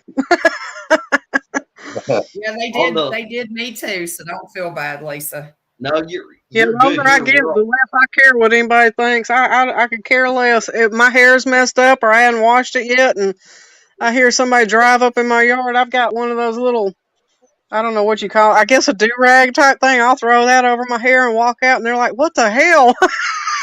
Yeah, I told them, I said, "Well, what do you expect?" I said, "You rather have a plastic bag and me walk around in rubber boots and a diaper and a fly swatter?" I said, "What do you want?" that's right. You Me, ought to see how I run around here at the house. I would never get dressed up if Spencer would have just let me stay backstage like I wanted to do this. oh, that ain't happening. That ain't I Yeah, happening. run around. yeah. I I call That, them my or scooters. anything when I that's get home. that's a good thing to say on the show that I would never get dressed except for whenever I have to go live on YouTube. Okay, Spencer, getting a little bit awkward now. Spencer, Close Anyway, the times and I don't know what to tell you. Spencer, did you see what my baby girl posted? no, what'd she say? Look at the comments. I don't see it. Yeah, I don't see her. Oh wait, that, yeah. Well, they got lucky with you. Colt's not on here, so we can bash him all we want. Yeah. Oh my gosh, my child, my child. Well, so Lisa, just at least start talking about whenever. I don't care if you go through all of the little stuff that happened that made you start paying attention, but start talking about whenever you actually laid eyes on a booger. And then if you want to, you can go into the Dogman stuff. Let's not go Okay. crazy on um, as far as like the Bigfoot, um, I started noticing.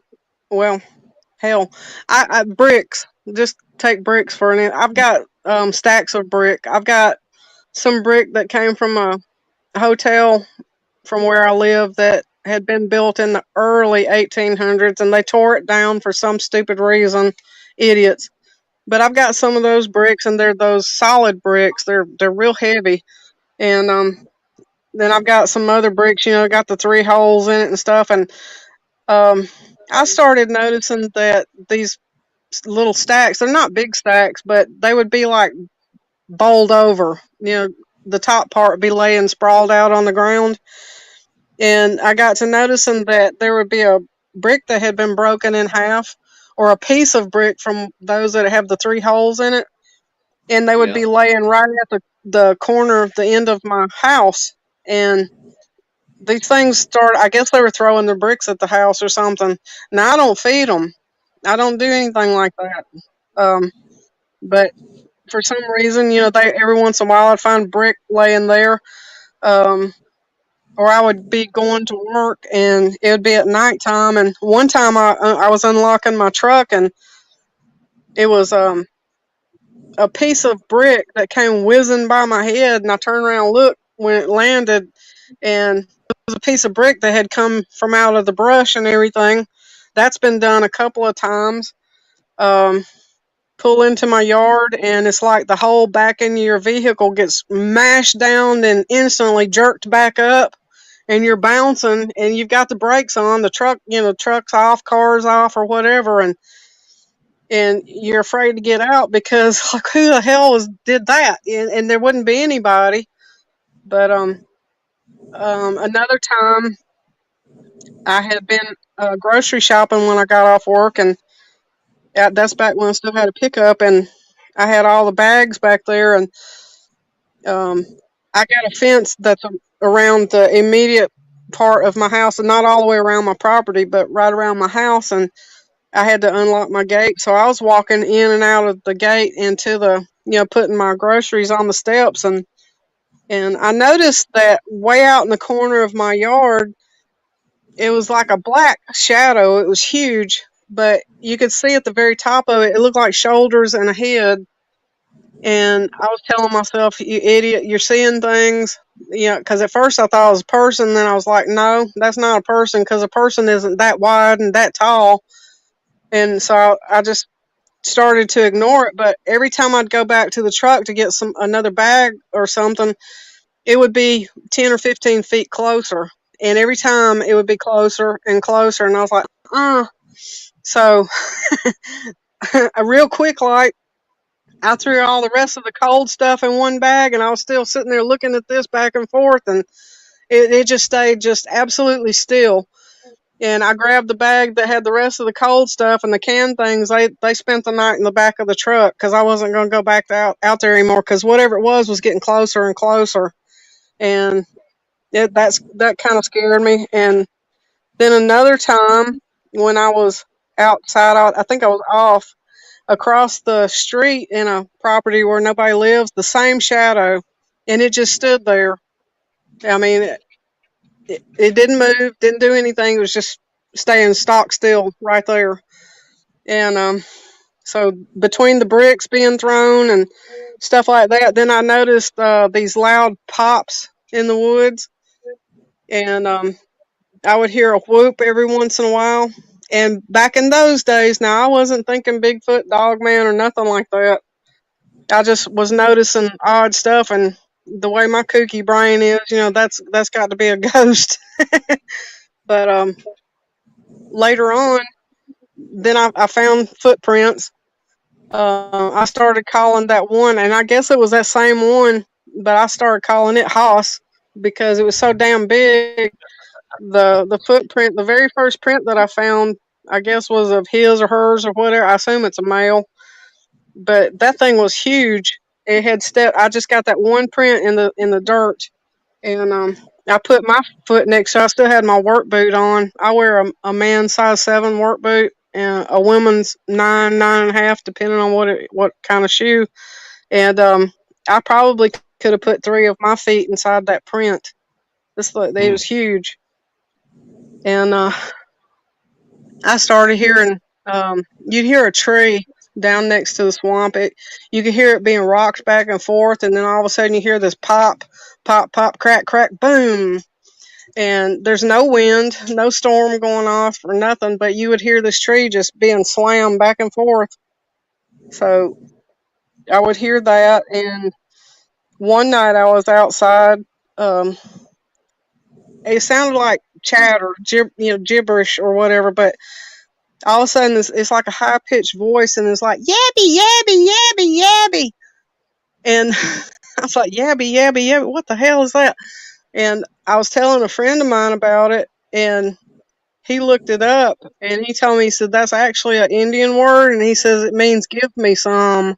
I forget which language it was, but I said, if that's the case, I said, then whatever this was, maybe they were eating something and it wanted a piece of it or something.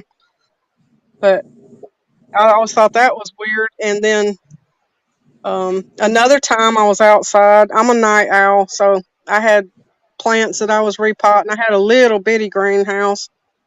I still haven't built my big one that I want, but I had a little bitty greenhouse, and I was replanting stuff and putting stuff in my little raised bed garden. It was about 2 o'clock in the morning. I had my tiki torches going and stuff, and my water hose, I went over there to turn it on, and I didn't realize that I still had the nozzle on. So when I turned it on, the water sprayed straight out across the fence and into the brush, and then all I heard was, and I about crapped my drawers.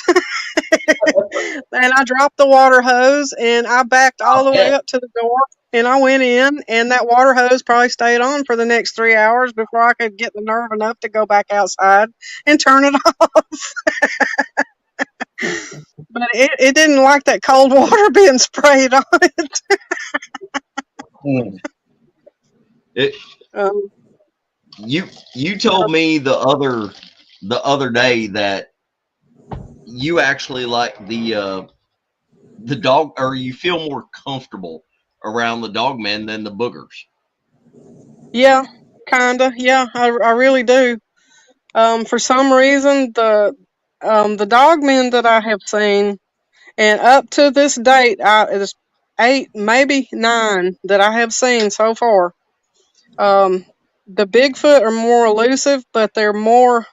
They seem to tear up stuff more. They like to. It's almost like they want to get in your face. Like, yeah, here I am. What are you going to do about it? And I can get this close to you. You can't do anything about it, which I know I can't. But the dogmen, the ones that I've seen, it seems like they're just trying to get from one point to the other point, and they don't care that you're there. They could care less about you. Or they sit around and they watch. They like to watch. They're like voyeurs. Now they have done some little creepy things that have kind of scared the crap out of me, but for the most part with them, it's just like they're just trying to live their life and get by with it the best of the way that they can. Where the Bigfoot, I mean, they'll come up if they're pissed off, they'll let you know. It's like you owe me today. What, you haven't done anything for me today.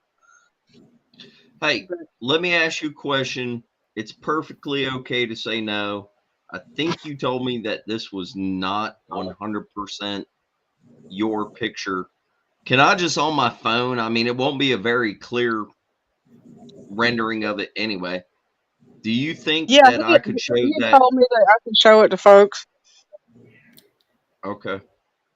I don't know if you want to say somebody's name, if you want to give credit for it, and I'm not 1000% saying what this is.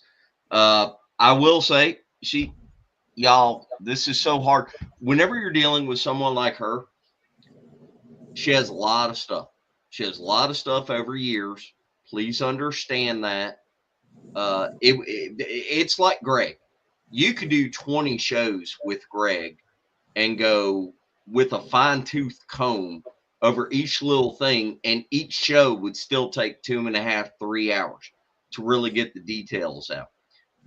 She has a lot of stuff, and I'm just trying to show y'all some of the things that I'm looking at, but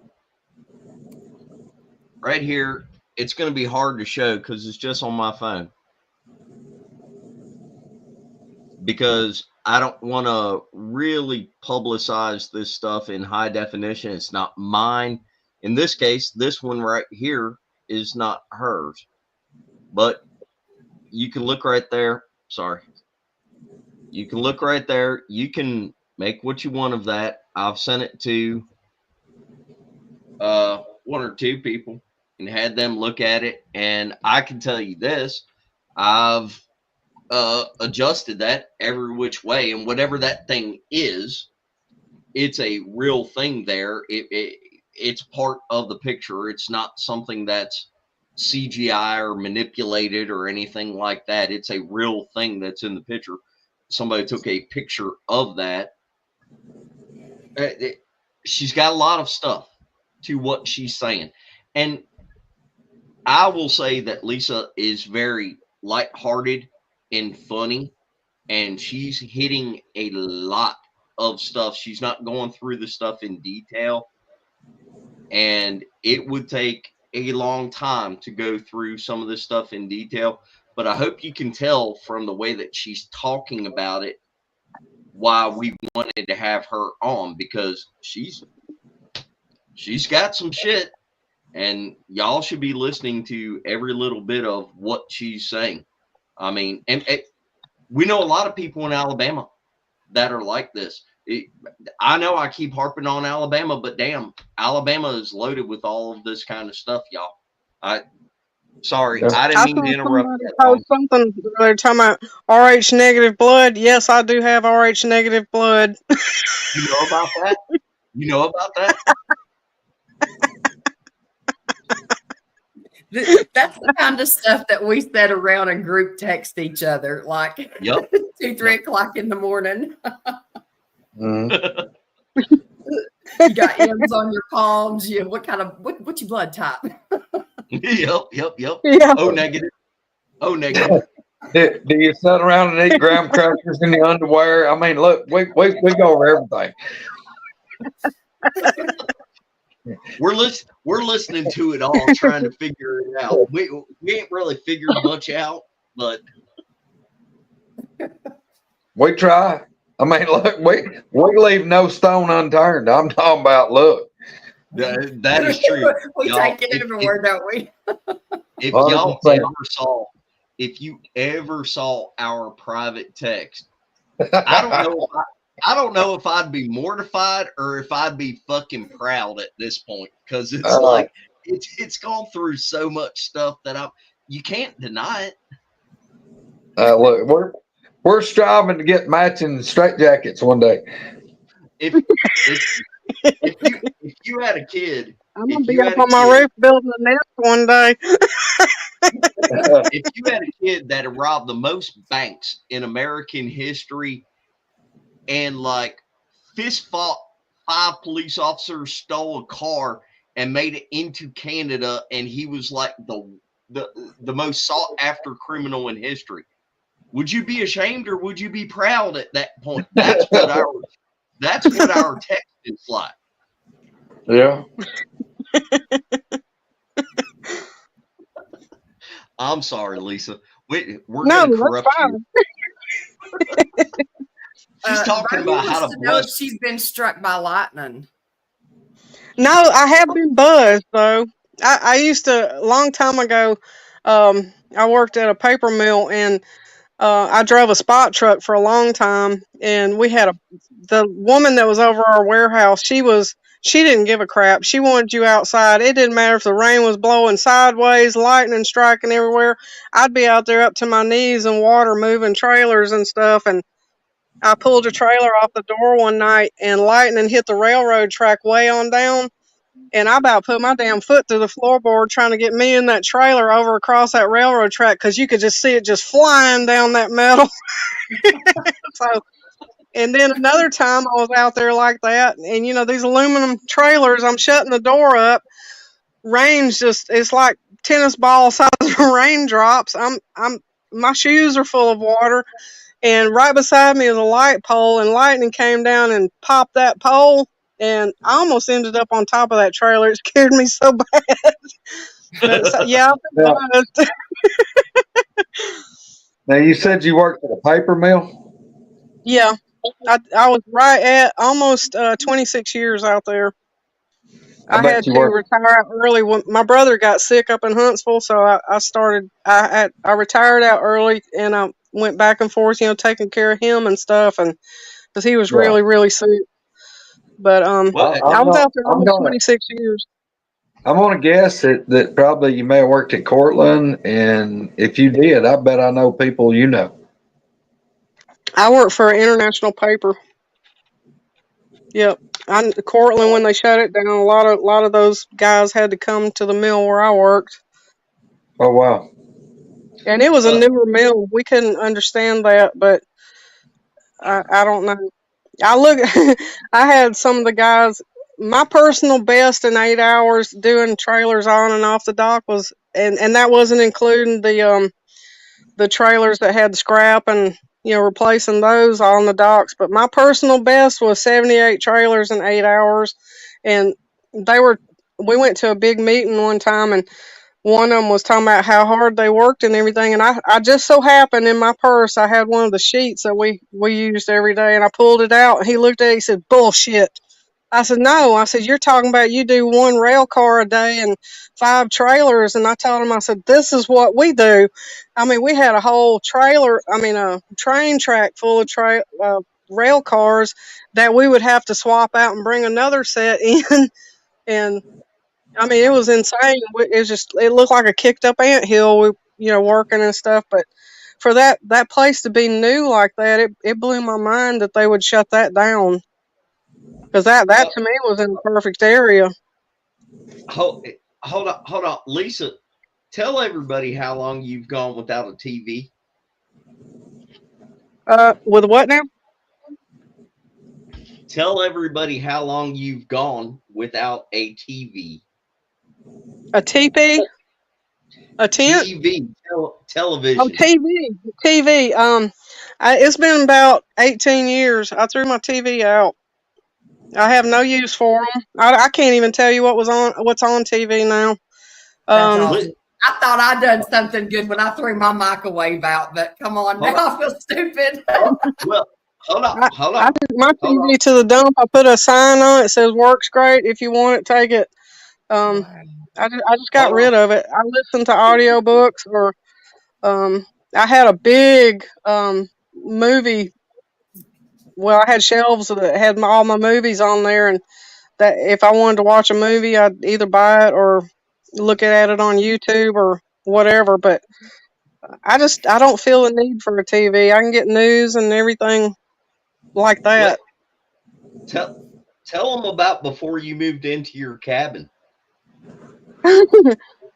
Well, with me running back and forth to Huntsville, these lovely people out here, they tore my house to, I mean, they destroyed it. I came home one time and my whole front yard looked like a lake, and the skirting around my trailer had been ripped out, and my heavy duty garden rake was up under the house. They had cut everything in a straight line, and where the insulation is up under a trailer, and they had taken that rake and snatched my water pipes, just busted the crap out of them. And inside the kitchen, when I opened my front door, water poured out on my feet. Where the kitchen pipes were, it cracked it in such a way where it still was sticking up, and it was spraying into the cabinet. And pressed wood's not going to last. And I had been gone 2 days, so the doors had fallen off by then, and it was ricocheting off of that and shooting it into my living room. I had water from one end of my house to the other, about 3 or 4 inches, and so you can't live in a trailer with stuff like that because mold, mildew, it happens so fast. It's not funny. So that was a $700 water bill. And then the next, they had gone and turned my water back on at the meter, and same thing. So that's twice. Another bill was $600. And in between that, the stove was stolen. They completely just demolished my kitchen cabinets. The refrigerator was in 3 pieces, all the guts snatched out in different rooms of the house. I had garbage that I hadn't taken to the dump yet. They brought it inside the house and slung it everywhere. So my house was destroyed. All my movies that I had, what they didn't stomp and crush to pieces, they took. Everything. Anyway, but I got home one night, and thank God my brother was starting to get back, on his leg again. He lost one leg, but he was getting back on his foot again. And I got stuck down here.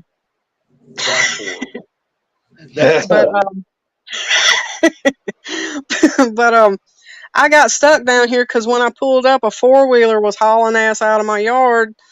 And when I got into the yard there, they had gone up through the floorboard in one of my bedrooms that was on the end of my house, and they had busted a big hole in the floor, and they had stuff that they had taken down the hill and stacked up next to the fence. I guess they were going to come back and get it.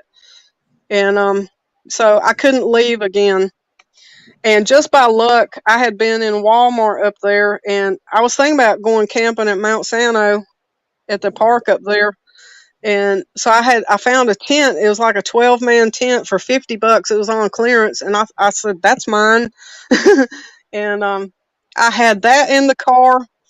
And I always kept a sleeping bag in my car just for emergencies. I'm a weird. I had a scoot bag in my car too. So I had that in there. And I had bought a big roll of greenhouse plastic that I had found up there because they don't sell it here where I live. And I thought, hot damn. And I grabbed that, and I had already brought that home. And so when I got stuck, I went out there and I laid some plastic out because it's heavy duty stuff. And I put the tent up on top of it, and I kind of brought it up around the edges of the tent. And I wrapped the tent in plastic over the top and everything. And that's where I lived for almost 2 years, in that tent. And I put it inside the fence where my dogs are at. So it's kind of like in the dog fenced-in area behind my trailer. And that's where I lived for about 2 years before I got my cabin. And I bought a 14 by 40 cabin, and I've been working on it, trying to get it back together. But I'm almost 60 years old and having to start all over again like I'm a teenager getting out of high school on their own. But I had, that's the way I lived for almost 2 years. Wow. So while she was out there going through all, do you understand? We got somebody that ain't had a damn TV for 18 years and lived in a tent for 2 years, and she's in a cabin and grew up in a haunted house. She's got a lot of stuff to talk about. Yeah, I lots. love it. I love it. Yeah. Like, if I could get away just like that, gosh, I'd be right there with you. Trust me. No, you would. Yes, I am. You won't even come to Alabama and hang out with me. You ain't going nowhere. I like being alone a lot of Let me times. tell you how wonderful that is. Now, people are gonna laugh at me because it's so rednecky crazy. I got up under my Yeah. trailer and I fixed my water pipe that they had busted. I completely plugged up the cold water, and I ran some pipe to my outside faucet from the hot water side. So I had hot water coming out of that faucet. I mean,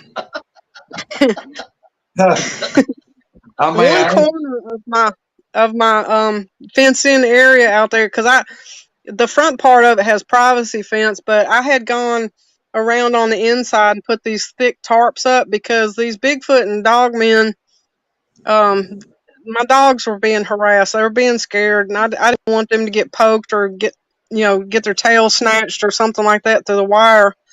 So I had put tarps up all the way around, except the back part that faces down into the swamp. And I went in one of those corners there close to where that faucet was, and I made like a little room out of tarp. And so whenever I got ready to take a shower, that was my redneck outdoor shower. But I bet that was great fun in January. woo! Well, if you if you let the water run for a while and it gets hot and steamy in there, it's not bad. But when the wind comes up and it kind of blows that tarp, you're like, woohoo! It's like somebody opening the door in the bathroom when you finally when you're in the shower and you finally get it all steamy and everything sucks all the heat out. Oh. Yeah, or somebody flushes the toilet or something. Yeah. So y'all, hey, look, just ask my wife what happens. She'll be in the shower and I'll just go over and get a cup full of cold water and I'll just go over and like throw it over the top. You Oh talking my about gosh. you talking about a human being suck all the air out of the room? She'll go, ooh. Wait, and she was trying to do you a favor, bringing you the alcohol when you had that tick, and there you are yeah. being. No, yeah. You are being a jerk. Well, she's gonna warm me up with that alcohol when she come in that room with them matches. It's a bad day. Living like that is kind of like a gift and a curse, because you learn so much stuff about yourself and what you can and can't do, and what you think you can't do, you actually can do it, and it's a good way to push yourself. You can if you have to. That's right. What is that term? That thing? Necessity is the mother of invention, or something like that. Oh yeah. Yes. Yeah. That's awesome. I have to live by it. She's my new hero. I learned how to cook dressing and do a turkey and cornbread and all kinds of stuff on a grill. I have to live by the old saying, the road to hell was paved with good intentions sometimes. Hold on. Lisa, talk about, will you please, since obviously we're not going to get to any of the, I told you this would happen, by the way.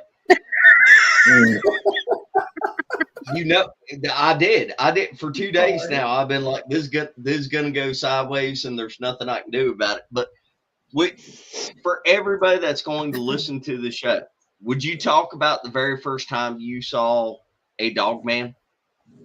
Yeah. That was pretty gnarly. I took my phone outside and I sat in my swing, and at that time, on the end of my trailer facing the swamp, I had a fence up, which I've taken down since then, but I had a fence up that was about 25 feet away from my fence. And I'm sitting there talking to one of my friends, not paying any attention. Wasn't thinking about anything creeping up or anything, but we were sitting there talking, and every once in a while I'd glance up, just kind of look around, not paying attention. And finally we hung up, and when I was looking at my phone and I looked straight up ahead of me, there was a solid black thing. The fence was 4 feet high, and it was that fencing that had the little squares in it, about 2 inches by 3 inches wide, those little squares. And this thing was bent over at the hips, and it was halfway over on the other side of my fence. It had it looked like a thumb hooked into the fence at the bottom of the fence, and its elbow was sticking straight up on the other side, and it had a thumb hooked at the top of the fence, and it was staring straight at me. The head of it was looking straight at me, and about shit, it startled me, and I kind of pushed back in my swing a little bit, and it kind of held its head up more, and it had red eyes, but the sun was going down, so I think that was just reflection, and it wasn't like everybody, it had glowing red eyes. No, it was just like eye shine kind of thing. But as soon as I startled back, and I was thinking, when the hell did Alabama release wolves this size into the state? And because massive doesn't even begin to explain how big this thing was. And it just sat there for a second staring at me, and I was staring at it, and I saw it raise up, and I was like, oh shit, oh shit, oh shit. And when it kind of stood up, then all of a sudden it shoved off the fence. It rattled the whole fence all the way around the house when it shoved off, and it whirled around and went hauling ass back down towards the swamp. And where it went from there, I don't know, but it didn't have. Everybody said, "Well, what about the front feet?" It from what I wasn't really paying attention. All I saw was something hooked into the fence and huge, but it was solid black. It looked like a wolf, but I'd never seen anything like that ever. That was my first introduction to Dogman. About, I guess it was a month or so, maybe a couple months later, I was heading into town, and about, I want to say 2.5, 3 miles away from my house, I saw something way out in the headlights and kind of in this ditch. It wasn't a real ditch. It just kind of sloped down off of the road, and I could see its head bobbing a little bit, and I was thinking somebody's dogs done found some roadkill or something. But as I got up closer to it, I was like, holy crap, because it was the same thing. It wasn't as big as what I saw, but it was the same thing, and all it did was hold its head up, and it started watching me as I went by, and I put my foot through the floorboard and went on. But that it was eating something that it had found, and it was the same thing. That was my first howdy do and Dogman. Howdy do. So did it ever go on 2 feet, or was it like sitting, or Do what now? I have so many questions. You just don't even know. Spencer don't want to hear it, I'm sure, but like okay. I want to know, did it look like a werewolf? Like, you know what I'm saying? Like what they try to tell you like on TV, or did it look like just like one of what is those wolves, Spencer? The ones that they say are supposed to be extinct that are like super, super huge. Direwolf. Yes. Was it like the size of something like that, or? Hold on. If you will hold on. Well, you got to talk to this lady. I didn't. So you just bring me into this. I know. But y'all give me hell. Y'all give me hell. You know the house, how tall a 4-foot fence is, where it was bent over.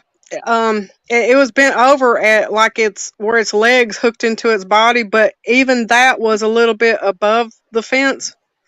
And when it was It was draped over the fence. It was like it was fixing to come over the fence. And it looked just You said, like a wolf. It didn't look like the werewolf. It didn't look, it looked like straight up wolf, but it was solid black. Um, it didn't look like the hyena and all that other stuff, that people talk about. This looked straight up like a wolf. But for something to be that big, in my mind back then, I was just trying to think back, when, had they released wolves? I mean, where did this come from? I'd never seen anything like that before, and I've been in the woods all my life.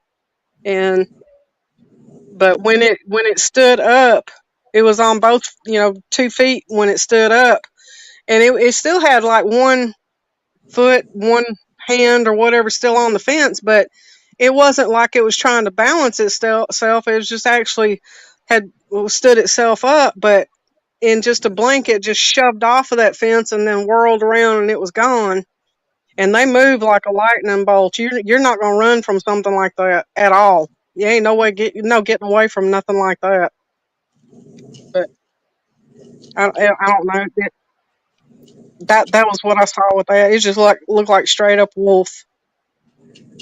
Wow. Misty, tell everybody out there watching this how Spencer does this. He won't even tell us who's coming on. We come into this blind. He's like been researching them for 3 months. He researches them for 3 months, knows the combination of their safe at home, and then Misty coming in. We're just as surprised as everybody else. We have to wing it. It expects us to be quiet and not want to ask questions. Yeah, and we have to wing it. That is not true. What y'all see us do, this is spontaneous. We have to come up with it on the fly. He's got notes. He's got like a whole notebook. He's got his Scooby-Doo notebook over there with all this stuff pre-planned. Me and Misty's just have it on the go.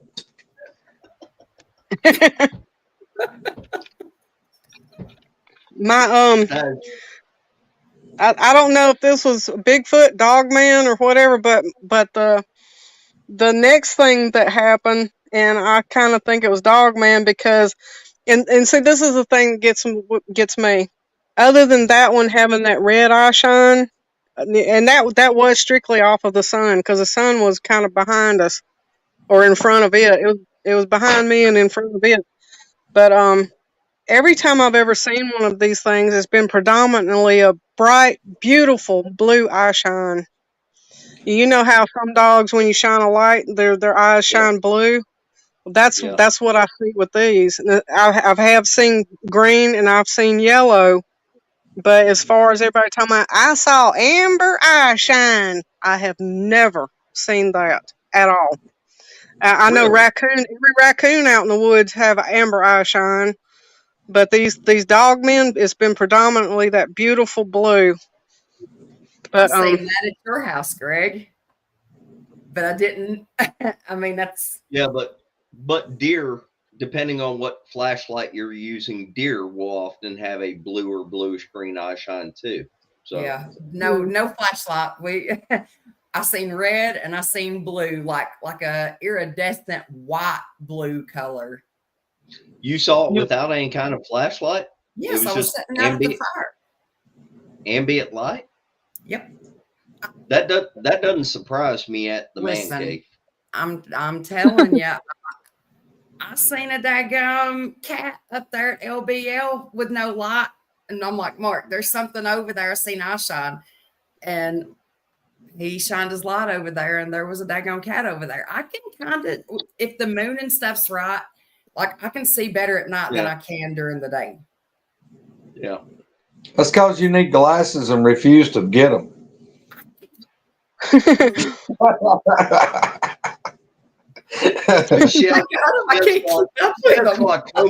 She has glaucoma and she's taking homemade recipes for it.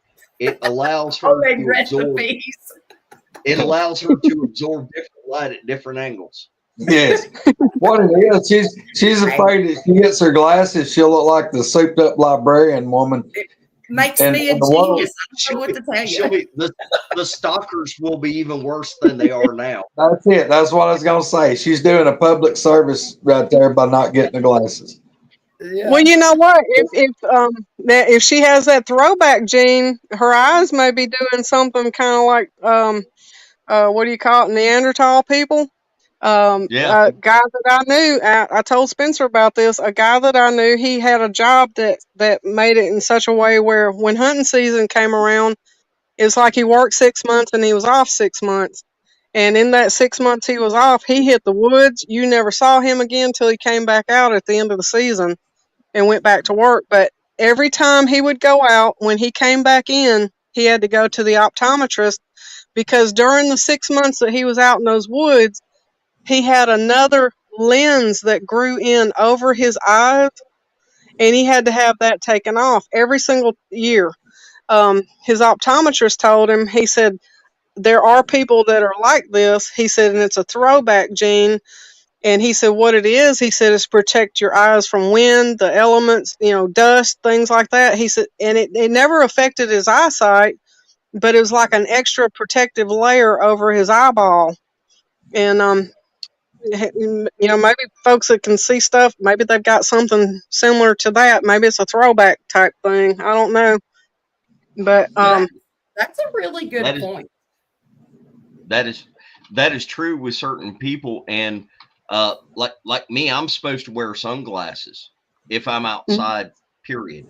My vision, I see really, really, really good in low light. I do too. That's the best time I see. Yeah. Yeah.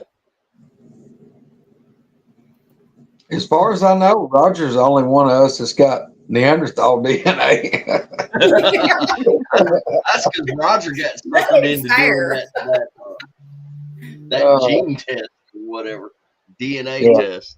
Yeah, he is. Well, she is too.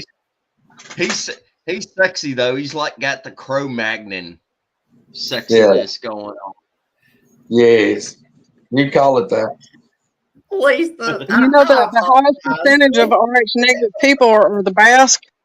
The Basque people have the highest percentage of Rh negative blood in the world, and their language is extremely hard to learn because it's unlike any other language that we've got on this planet, and they don't know where the hell it came from. They can't trace it back to a timeline or anything. It's so old. They don't know where it came from.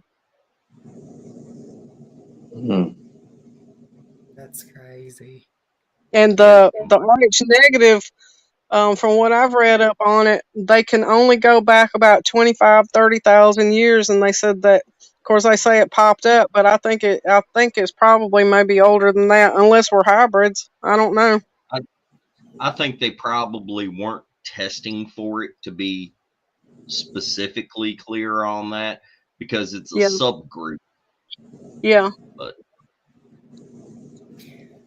it's a lot of interesting stuff. I think a lot of stuff is hidden from us that we're not supposed to know about, because I think if people knew what or who we were maybe at one time, they'd lose control of a lot of things.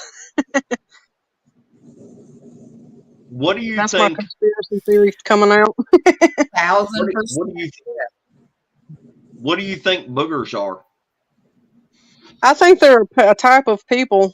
They've been here probably just as long as we have, or probably longer. I think everything at one point, everything was already here together anyway, and they were probably already here. There's so many carvings, there's so many things, the stories that they found. I mean, even in tablets, Sumerian tablets, they talk about these things. Over in, what is it, Iraq? Yeah, I think it's Iraq.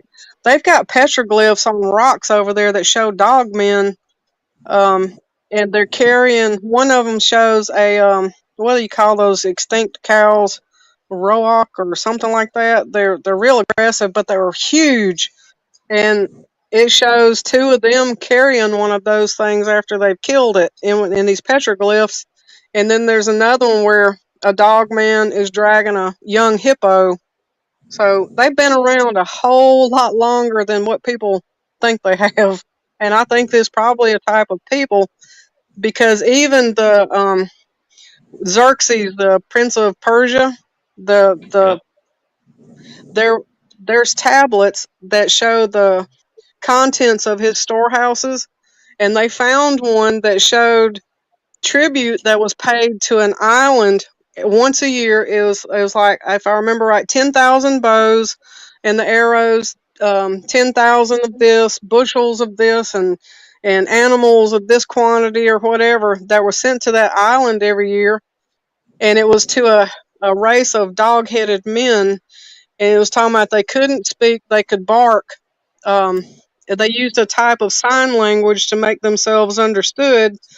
And the reason Xerxes paid tribute to them was because he could call on them to help his armies, because it's talking about, said they were a noble race of people, but you did not want them on your bad side. They were hellacious fighters. And then you've got like the tales of Alexander the Great. Yep. There's one battle that he fought, and it was supposedly against a race of dogmen. They ran up on 200 of them, and the battle was going so badly, he gave orders to set everything on fire, and that was the only way that they drove them back. And it was in the Caucasian Mountains. They drove them back into a ravine that had a cave attached to it somehow. And when they drove them into that ravine, they walled them up. And supposedly there's some lore or myth or whatever talking about they would not be able to come out or, do whatever until the end of days. So I The find stuff Romans, like that interesting. the Romans set the woods on fire in, man, I cannot think of the name of it. It's on the edge of like what is now Germany, Barovia or whatever, because of the Xenosyphili, the Dogman. I can't think Yeah. of it. There's famous stories and like drawings and stuff of it and everything. They use fire Mhm. also. Yeah. Mhm. They some of the stuff that you read around, they always say there's a truth to the myth. It had to come from somewhere. I believe that. I mean, and on top of that, how would it get passed down from generation to generation unless it wasn't meant to be remembered in some way or another? But some of the things that when you look back on the artwork, some of it's so old. There's pictures, there's statues, there's the carvings, there's petroglyphs, all kinds of stuff with Bigfoot and Dogmen, and it's all over the world. It's not just here. It's everywhere. Yeah, that's true. Okay, And look at that. have you ever heard of the tunnel system that go all over the planet? I mean, who's to say that they aren't coming up out of the ground? Because you've got tunnels that go from one land mass up under the ocean and then come out into another island somewhere. But anyway, I'm sorry. We talked about them using cave systems and things like that. There's over 10,000 caves just here in Tennessee. Yeah. Yeah, Mhm. I've never heard of cave systems that go under the oceans, but I mean, maybe. I mean, who knows? Yeah, I think it's in Scotland or Wales, somewhere around in there. They found a cave system, and I mean, this thing's carved smooth. It's not like a jumbled up mess. It's smooth. It's been worked, and they started following it, and it went under the water, and it came out on an island. So that's kind of odd for something When to be found, and they have no clue as to how old it is. Even in the United States, in California, there's a cave system that starts in California and it goes all the way down on the west coast of South America, way the hell down. And they don't know where that goes to. whenever Kane started talking about their giant funguses in the sky, like fungi, like mushrooms floating around in the sky, I thought for sure well, my first thought was that's crazy as hell. Then I got to looking into it. Turns out that shit's real. I have no idea Yep. what's going on right now at this point. There could be cave systems that go from China to America. I don't know. I have no idea. Yeah. They say they go all over the planet. Even right here where I live, I'm not going to say the city, but there are caves up under the town. They have no idea where they go to. Now, I've seen them one time when they tore a building down, because every building and every antebellum house that's here, there's a place in the house or the building or business, and you can open up the floor and it goes down into those damn caves. That's creepy as hell. That But is creepy. they claim that it's to put a mule down there to haul a cotton wagon down to the steamers. That's bull crap, because these things spider web out and go in every damn direction you can think of. In fact, the streets will cave in every once in a while, and it's because that cave caved in that's up under it. So they don't all go to the river. Well, I'm just gonna tell you, there's zero chance of my fat ass going off in them caves. Zero. I know it. Right. But the one that I saw when they tore that building down, there's no way you can put a damn mule down there, because if you stretch your arms out side to side, you wouldn't be able to stretch your arms out enough. And a big ass mule's not going to fit down there, much less pulling a wagon with a big cotton bale on it.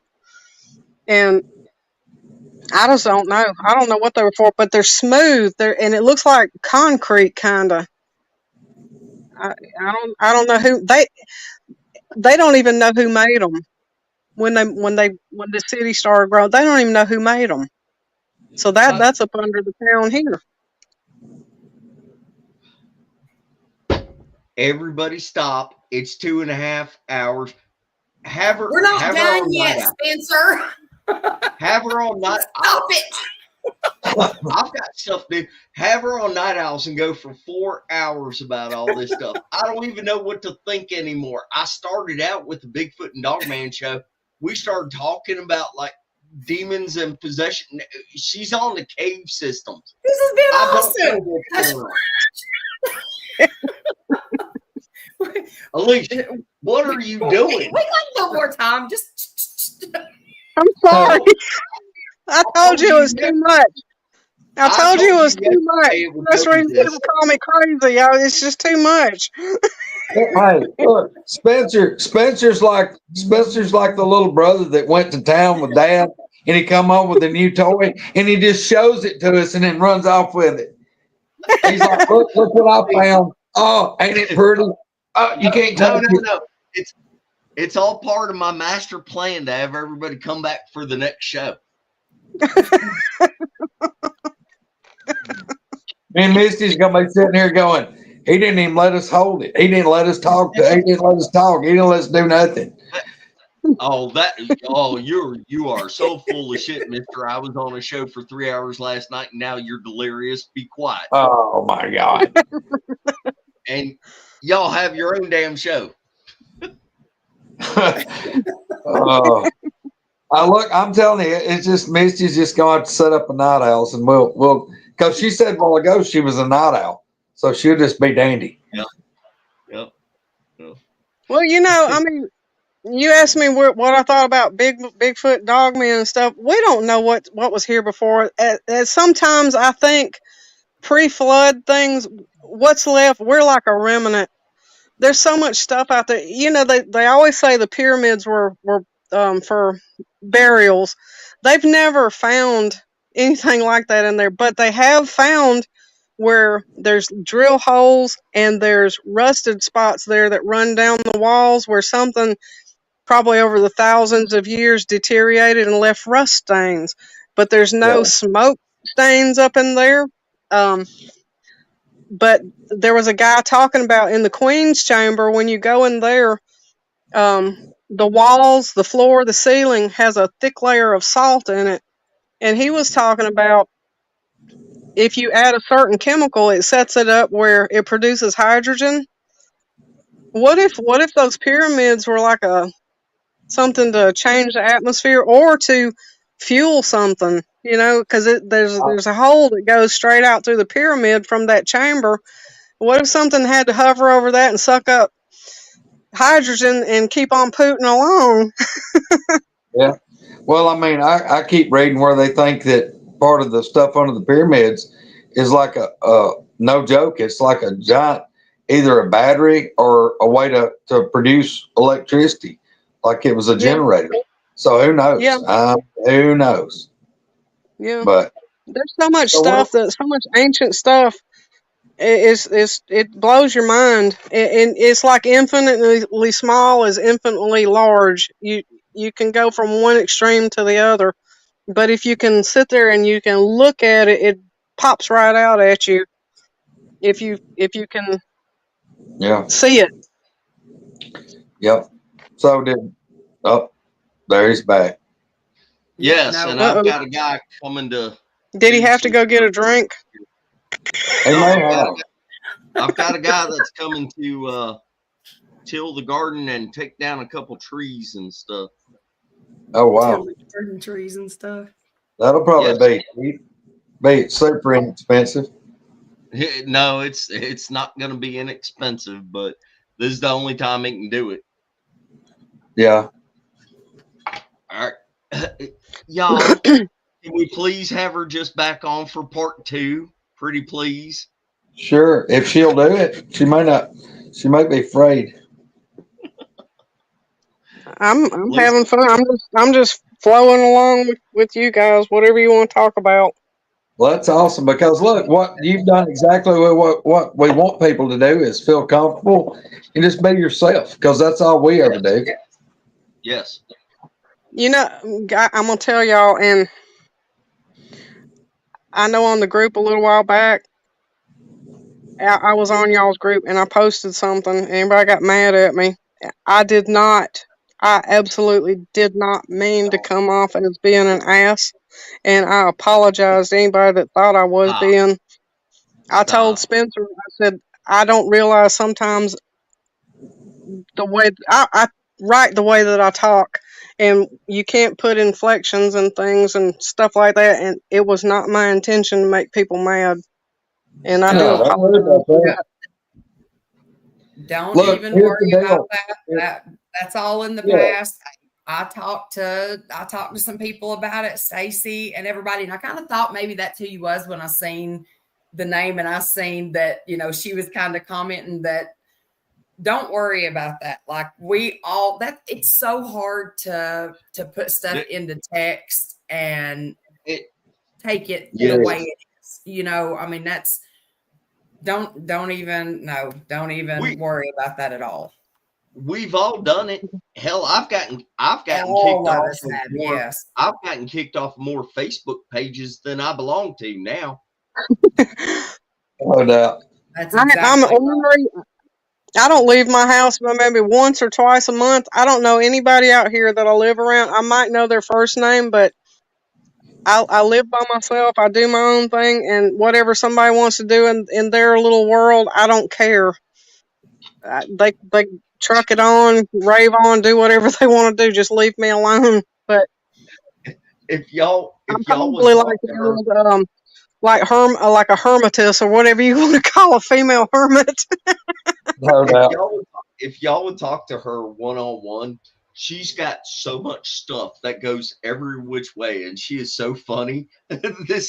She's like what she's one of the greatest people in the Bigfoot world that you would ever want to meet. Thank you. What's cool is I know she can't be far from me. No, she's not. I didn't know you lived down this way. Yeah, I don't. Apparently, I don't live very far from you. I'll just stay on after the show gets off, and we'll talk. Okay. All right. Yeah, Hold on, I'm y'all. secretive about my face and my name and stuff like that because I had a incident with a person that lived out I'll just say the Four Corners area, out in the Southwest.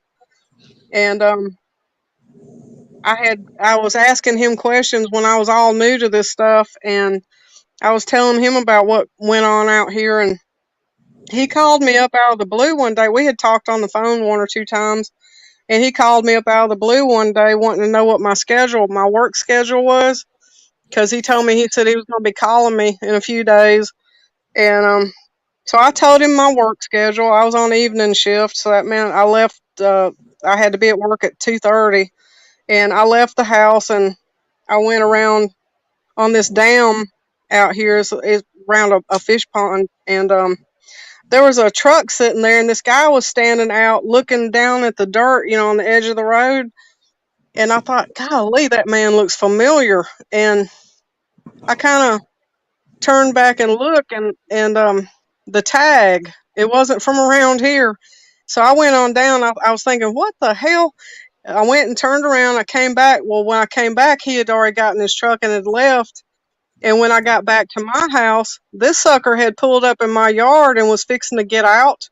And when I pulled up, I was like, hey, hey, hey. And he jumped in his truck and took off. He burned ruts in my grass getting out of my yard. And that was Wow. his best friend. He had sent him from all the way out there to my place. And that's why he wanted to know what my work schedule was. That's creepy as crap. Well, yeah. No, that's a different level of creep. Yes, yes. That's. We're not doing that. Nobody should do that. There's some damn weirdos in the world. Uh-oh. No, we dropped her. Did she go? I don't know what happened. It just disconnected.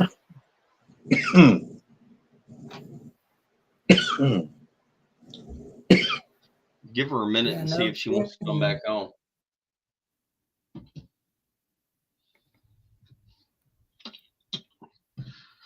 Followed and computers tampered with. Yes, we know about that. No, see, that's why I'm saying that it gets too weird if you get stuff like that going on.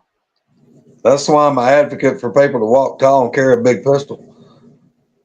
You literally tell me to work the comments and do the buttons, and I catch your little grubby ass fingers all over everything. How am I supposed to work it if you're over here damn poking on everything? Children. I'm sorry, y'all. I got booted out. It said reload the page. I'm sorry. That's all right. You're fine. That gave me time to pick on Spencer. Yeah.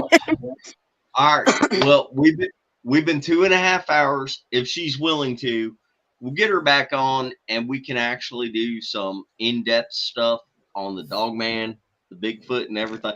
Think of this as an appetizer. This was a precursor of everything that she has to talk about.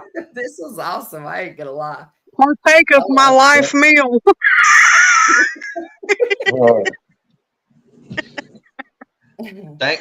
Thank you for doing the show.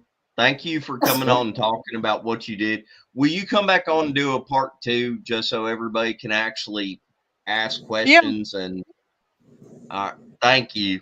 I'm sorry. Yeah, this is fun. I was trying to keep it somewhat streamlined. We were just all over the place. But in all honesty, Lisa, though, most of that was your fault. So I'm sorry. I'm like a ping pong ball. I like playing whack-a-mole. I pop up in a different hole again. So is Squirrel, and we have her on every week.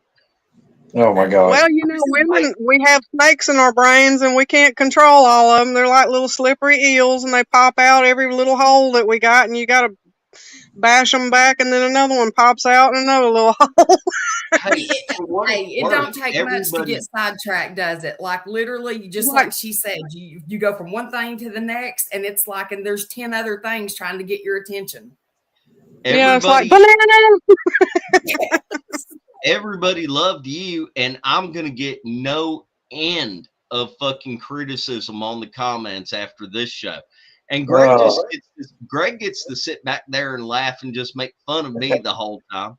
And Squirrel gets to pick on me the whole time. So y'all can shut up.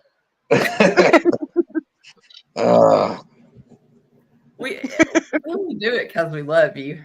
Yes. We're trying to make you tough. Right. Yes. I know you keep telling me, well, a 2.5 hour show is tough when I got stuff I gotta do. So she'll come back on for part 2 and we can get into some of the more. I'm telling you, there are certain people. She's in Alabama. She's had real experiences.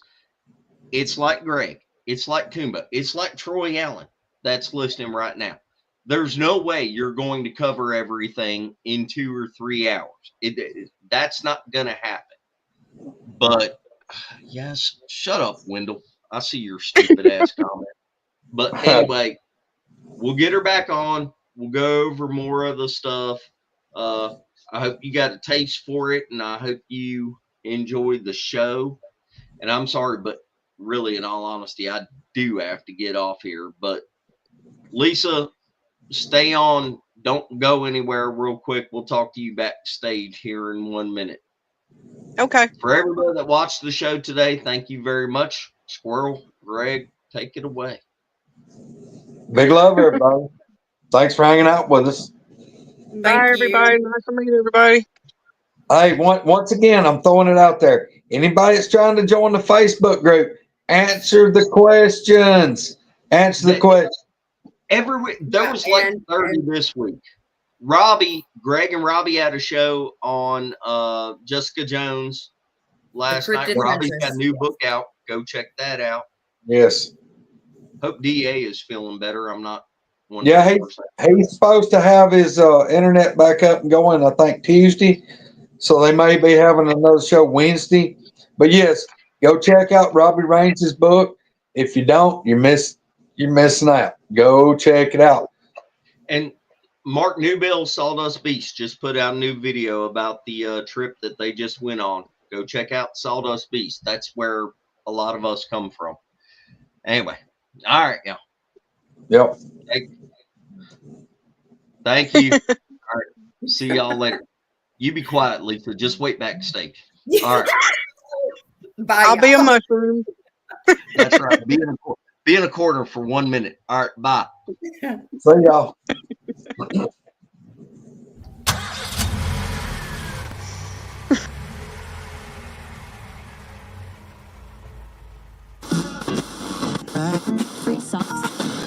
Squirrel. Hey, y'all. Hey, Spencer. We're swapped around again. Huh? We're swapped around again. Yeah, but I know you do it on purpose.